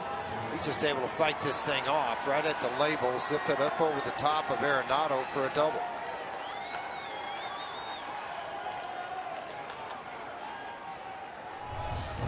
Thing didn't dent the grass, couldn't have bent the grass when it landed. So here's Posey, who inflicted all kinds of damage on the Rockies last week in San Francisco. A walk-off home run, hit a big home run the next day also. Back up the middle, and that's a base hit. Paddock's going to get a green light. Stubbs' throw to the plate is cut off, and it's a 1-run game, nobody out. Third hit for Buster Posey. 72nd RBI for the former MVP.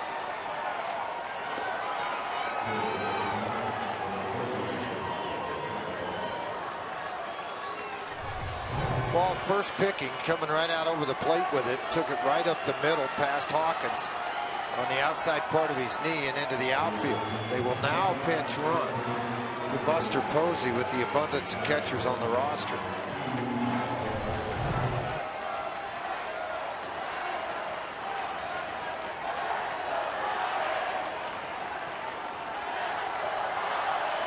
Juan Perez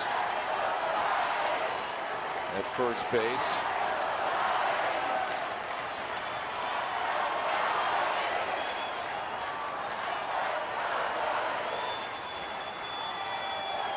Sandoval at the plate.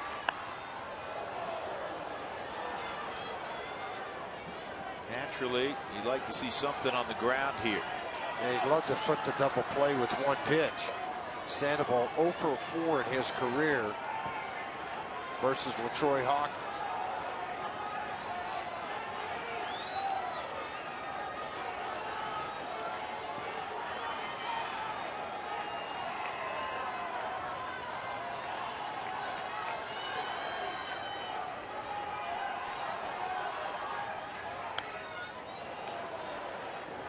Hawkins utilizing that fastball. He's ahead 2 strikes.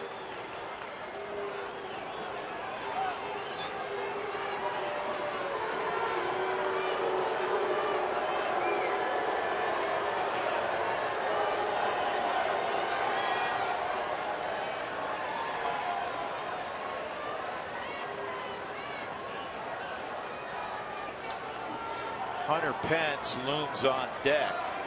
Bruce Bochy's managed a whole slew of games in this ballpark from his days in San Diego and San Francisco. And this kicks away, and that's huge. Now the tying runs at second. No longer is a conventional double play a possibility. It's a wild pitch on Hawkins. Another look at this pitch thrown by LaTroy, trying to bury down on the inner half of the plate with a slider, just overamped it, hung on to it, almost got the toe of Sandoval. Instead, over the shoulder of McKinnon. You got to knock it down now. Anything hit to the right side. Sandoval's going to be trying to tie this ball game up, but now it changes. You're just trying to advance a guy with a shot on a fly ball to scoring. Hawkins now really seeking a strikeout. On the ground, through the middle, that'll tie it up. Wow.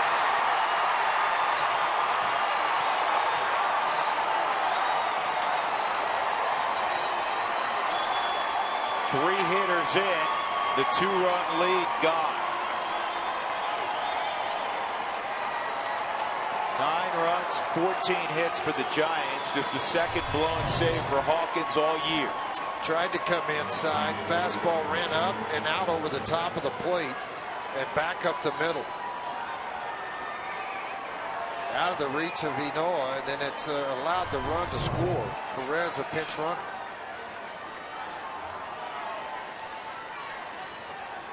Thing about it, tie game, you can't take out everybody. So Bochy handcuffed here where he's got to leave Sandoval in the ball game. Yeah, you were thinking the way I was. With the rosters expanded, would he pull Sandoval? He played those extra innings. I mean, I was surprised he pulled out Posey. As it worked out, Buster probably would have scored anyway. The Giants now 6 for 13 today with runners in scoring position. That should please Bruce Bochy. Posey with a big base hit after the bloop double to left. Yeah, they brought up Guillermo Quiros today, George, another catcher, because remember they burned Susac earlier when he was announced and didn't hit. This is the guy that scares the daylights out of you. Hunter Pence with a 1-1 count. Hit a 3-run home run in the first. The last at bat he had a line drive to deep center. He's riding a 14-game hitting streak. Good numbers against LaTroy. And to say he's locked in would be a grand understatement.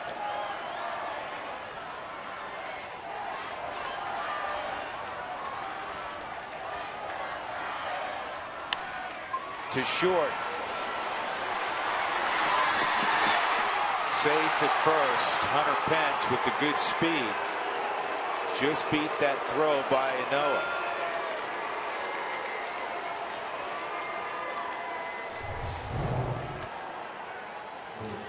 Does beat it, but it's only by about, I don't know what, a foot, the ball outside of the glove when it hits.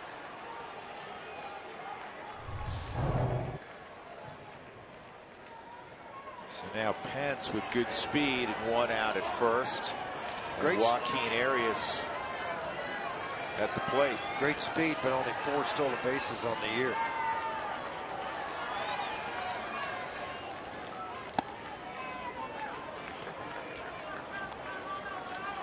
two guys working together, George, Rutledge and Enoa. Pretty standard, though. They haven't worked together much, but Yeah, you don't need to turn that over pretty quickly. I thought maybe Josh had a little trouble getting it out of his glove more than anything else. It looked like maybe a slight bobble, maybe not. Romo for the Giants, Massett for the Rockies. It's down in the bullpen right now. Romo worked a clean inning in that first ball game. a lot of this right now, it's always on a lot of it's on the pitchers. You know, George, keeping Pence close. McHenry's a real good receiver, but has not thrown many guys out. His percentage is very low. Strike throw on the mound, even though a 1-0 count. Snap throw over to first to tighten things up with Hunter Pence.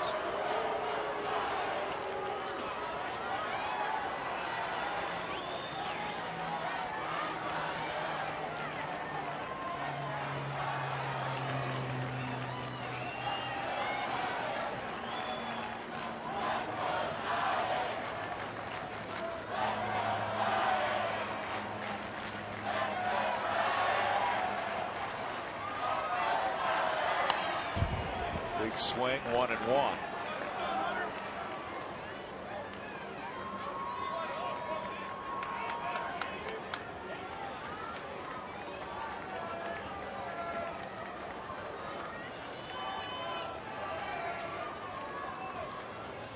One of the difficult things for Enoa is you really got to rely on the positioning of coaches, because you don't know a lot of these guys. You don't know what they hit, the situations.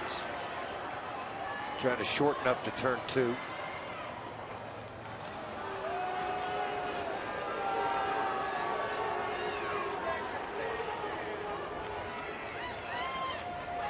Okay, the hit that's going to stand out, not the Posey single up the middle, not the seeing eye single by Sandoval.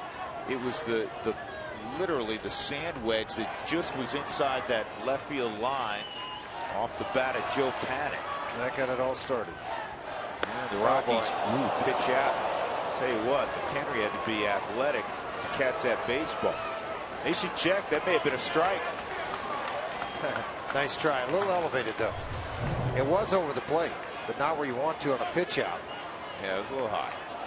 But George, you know what? It was the outer third of the plate. Yeah, again, that mistake by LaTroy not to get the ball out there. Lucky the Pence wasn't going.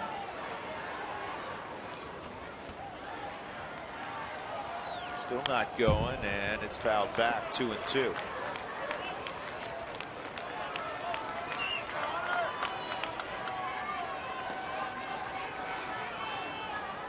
Nationals have gone back in front of the Dodgers in the fourth, 3-2. It's all about home runs there. Worth a home run.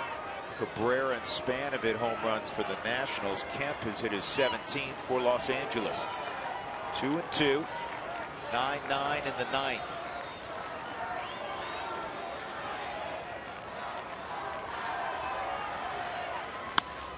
This should be 2.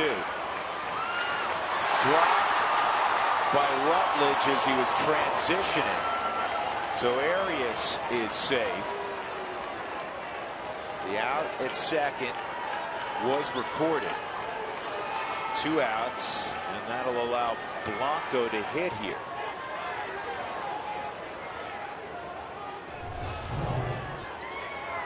All about the exchange. The ball was hit perfectly for the double play ball, and when Rutledge brought it up, it just continued to run up the glove out the end of the web as his hand stayed at the base of the glove. So when he brings that up, if the hand stays at the top, probably got a chance to recover, but he was trying to get in a position to throw the baseball and throw out the runner at first base.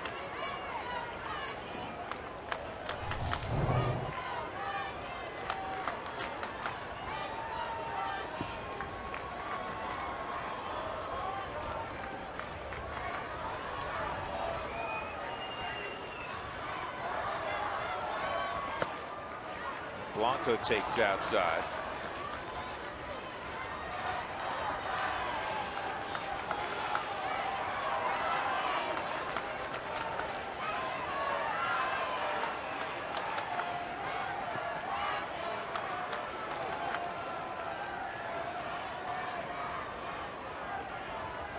Arias has never been a big base stealer in the big leagues. He was in the minor leagues.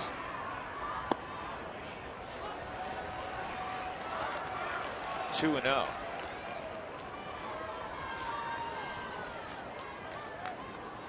And with Blanco, more of a singles type hitter, I wonder if Bochy sees it as a worthwhile risk to send Arias. That's not a bad idea. I concur with you on that. Not a bad idea at all. They'll shorten up a little bit. Full side. Yeah, not going. It's 3 and 0. Now, obviously, you don't go. You have Crawford on deck. Well, all he's done today is single and a double. Excuse me, 2 singles and a double, and 3 RBIs. Bottom of their order has been very productive for Bruce Bochy.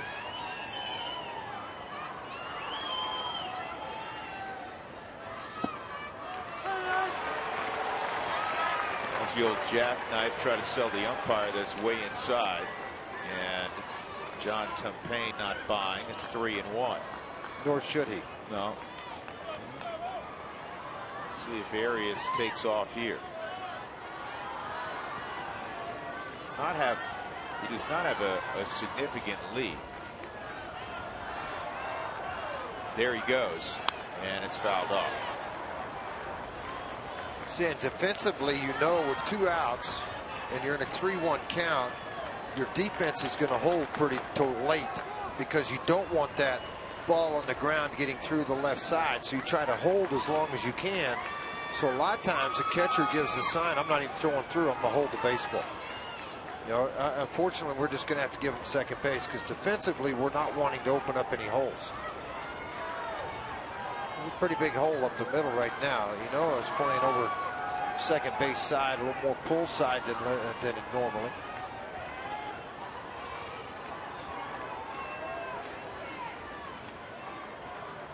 Three-two, strike 3 on Blanco. In the inning, the Giants scored twice to even the game up. Just Latroy's second blown save this year. So it's 9-9. Rockies will try to win it in the bottom half of the ninth.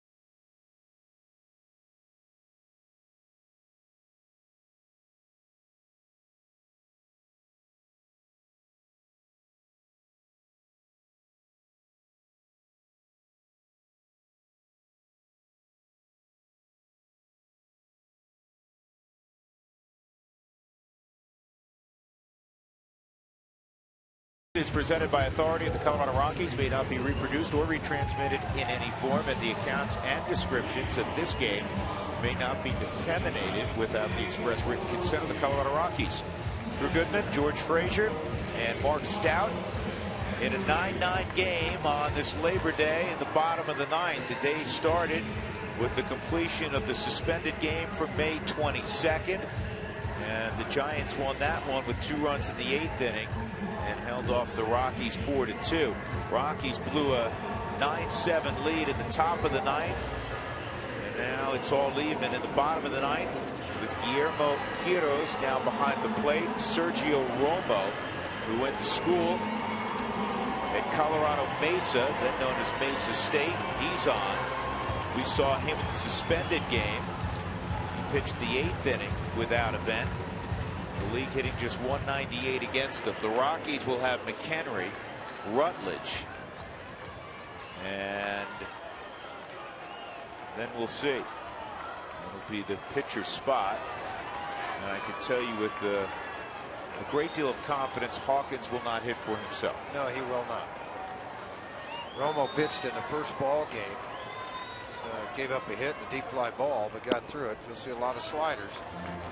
A very durable guy. He had run in a rough stretch this year. Put it over to Casilla as a closer, but this guy's been reliable for a long time. And Fred, there can't be a reliever that the Rockies know any better than Sergio Romo and have confidence against. And this ball's loud but foul. And confidence because of what they did to him back in June. Yeah, and you wonder what his confidence is in this ballpark, even though a very tough closer and a tough guy. You would think it would work to the advantage. Maybe not. Looking at the Giants bullpen, I doubt that he would go back to Affeld. 2 innings pitched in that first game, so you got a rookie and kick him down there, one lefty.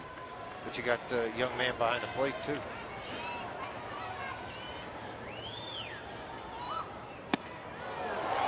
Slider swung through. It's 1-2.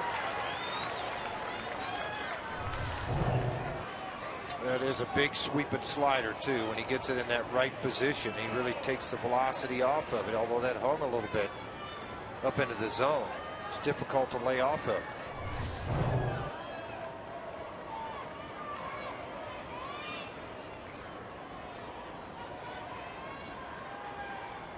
Slider again. Back up the middle, base hit. Mike McHenry winning runs aboard. Yeah, you saw the head drop.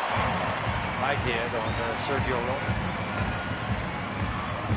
Now the Rockies will have to stay. You have Jackson Williams you could go to. Say you don't have anybody beyond him. You could pinch run because you have Williams. See how Walt plays this.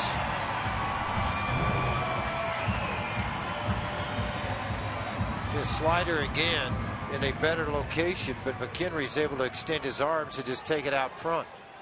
It appears he's out on that front foot a little bit, but he stayed back enough with the hands to take advantage of it. And the bunt push foul by Rutledge. And McHenry, you know, you get typecast as a catcher. I'm not trying to say that he's Vince Coleman, but he's also not Benji Molina. How about that for comparison to 2 former guys? Well, that's kind of a nice way to put it. And that's probably why Walt is sticking with Mike McHenry right now. And it could change if you get him to second. Rutledge trying to do his job, and there's the bunt attempt. It's a great one. Sandoval just in time to get Rutledge. So now the Rockies will have a couple of swipes at winning this game.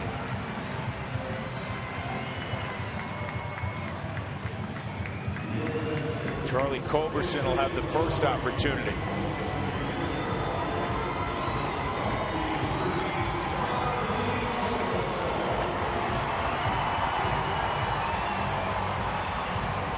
There's been one play at the plate today. That was in left field on a base hit by the Rockies with Blanco, and he threw well offline to home plate. The Rockies 4 of 13 now with runners in scoring position. Nick Massett is throwing if the game stays tied. Well, Culberson's played the role of hero this year. He had a walk-off home run a few months back. Single would work well. Timeout was called and granted. That's weird. Called timeout and nobody stopped except Romo, and he threw a lollipop pitch to the plate. Culberson doesn't move. I mean, he's yelling it very loudly, no question.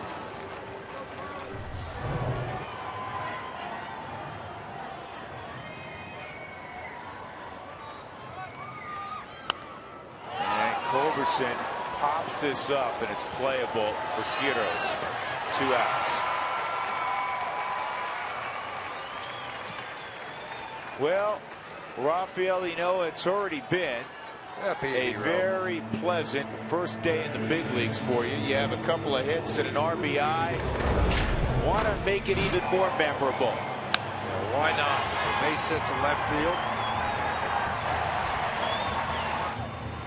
The base hit from the right side.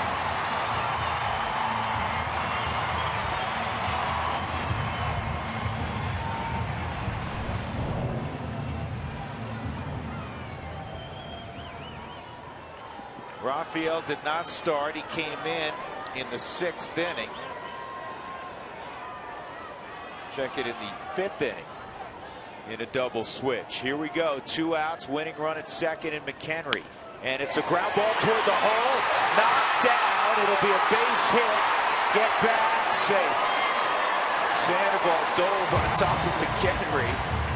And now he's checking on him to make sure he's all right. Boy, if that sneaks through, it's ball game over. It wouldn't have been hit hard enough for Blanco really to have much of a play. He would not have had a play. You're exactly right.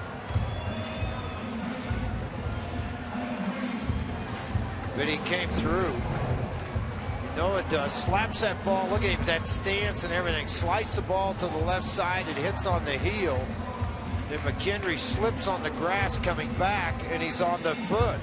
It looked like it looked like Pablo may have stepped right on top of McHenry's. Ooh, golly, he did, right on top of his wrist. He spiked him and then fell on him on the same spot.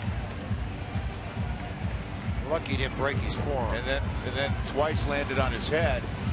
But you know what? McHenry's a catcher. Wow, that's very lucky he didn't break that forearm. Yeah. No trainer out. McHenry says, I'm fine. So now it comes down to Charlie Blackmon.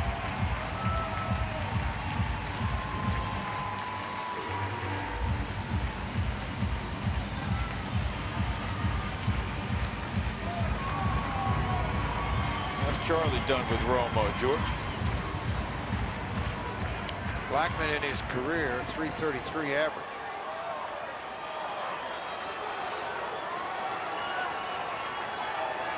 Tell you what, you got a new catcher behind the plate and a guy who throws 60% sliders.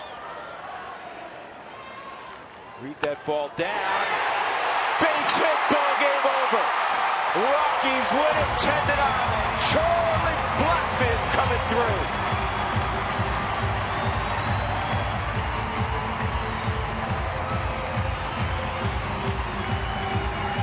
Boy, doesn't it feel good? How about it, huh? How about the rookie putting on a show? Rafael keeps it alive for Charlie Blackmon, who in his 6th at bat gets his first knock of the game. Perfect time for it. And the Rockies win it 10-9. And a day that young man will never forget. Rafael Ynoa's first in the big leagues. That's the first career walk-off hit as well for Blackmon. May come as a surprise. It's the Rockies' 7th walk-off hit of the year. LaTroy Hawkins gets the win. Sergio Romo takes the loss. Here's our Jimmy John's freaky fast delivery of the game. It was freaky fast. First pitch he saw, he went down on a pitch about ankle high and lined it to right. Ball game over. And give Mike McHenry a lot of credit. He got the rally going, and he was behind in the count when he got the knock. They love it, as they should. That never gets tired. Looking at a happy bunch. So a long day, and the Rockies win the nightcap 10-9. They come from 7-2 down. Time to go to center field. A whole lot to do on the Twitter postgame show. Let's get it rolling with Jenny Kapnar. Jenny? That there is, Drew. No better way to cap off a long day at the ballpark on Labor Day with a little mile-high magic. That was a fun way for the Rockies to win and do it in 9 innings. Coming up in the Toyota postgame show, you'll hear from the hero, Charlie Blackmon. We'll get you all caught up on the fun that was Labor Day.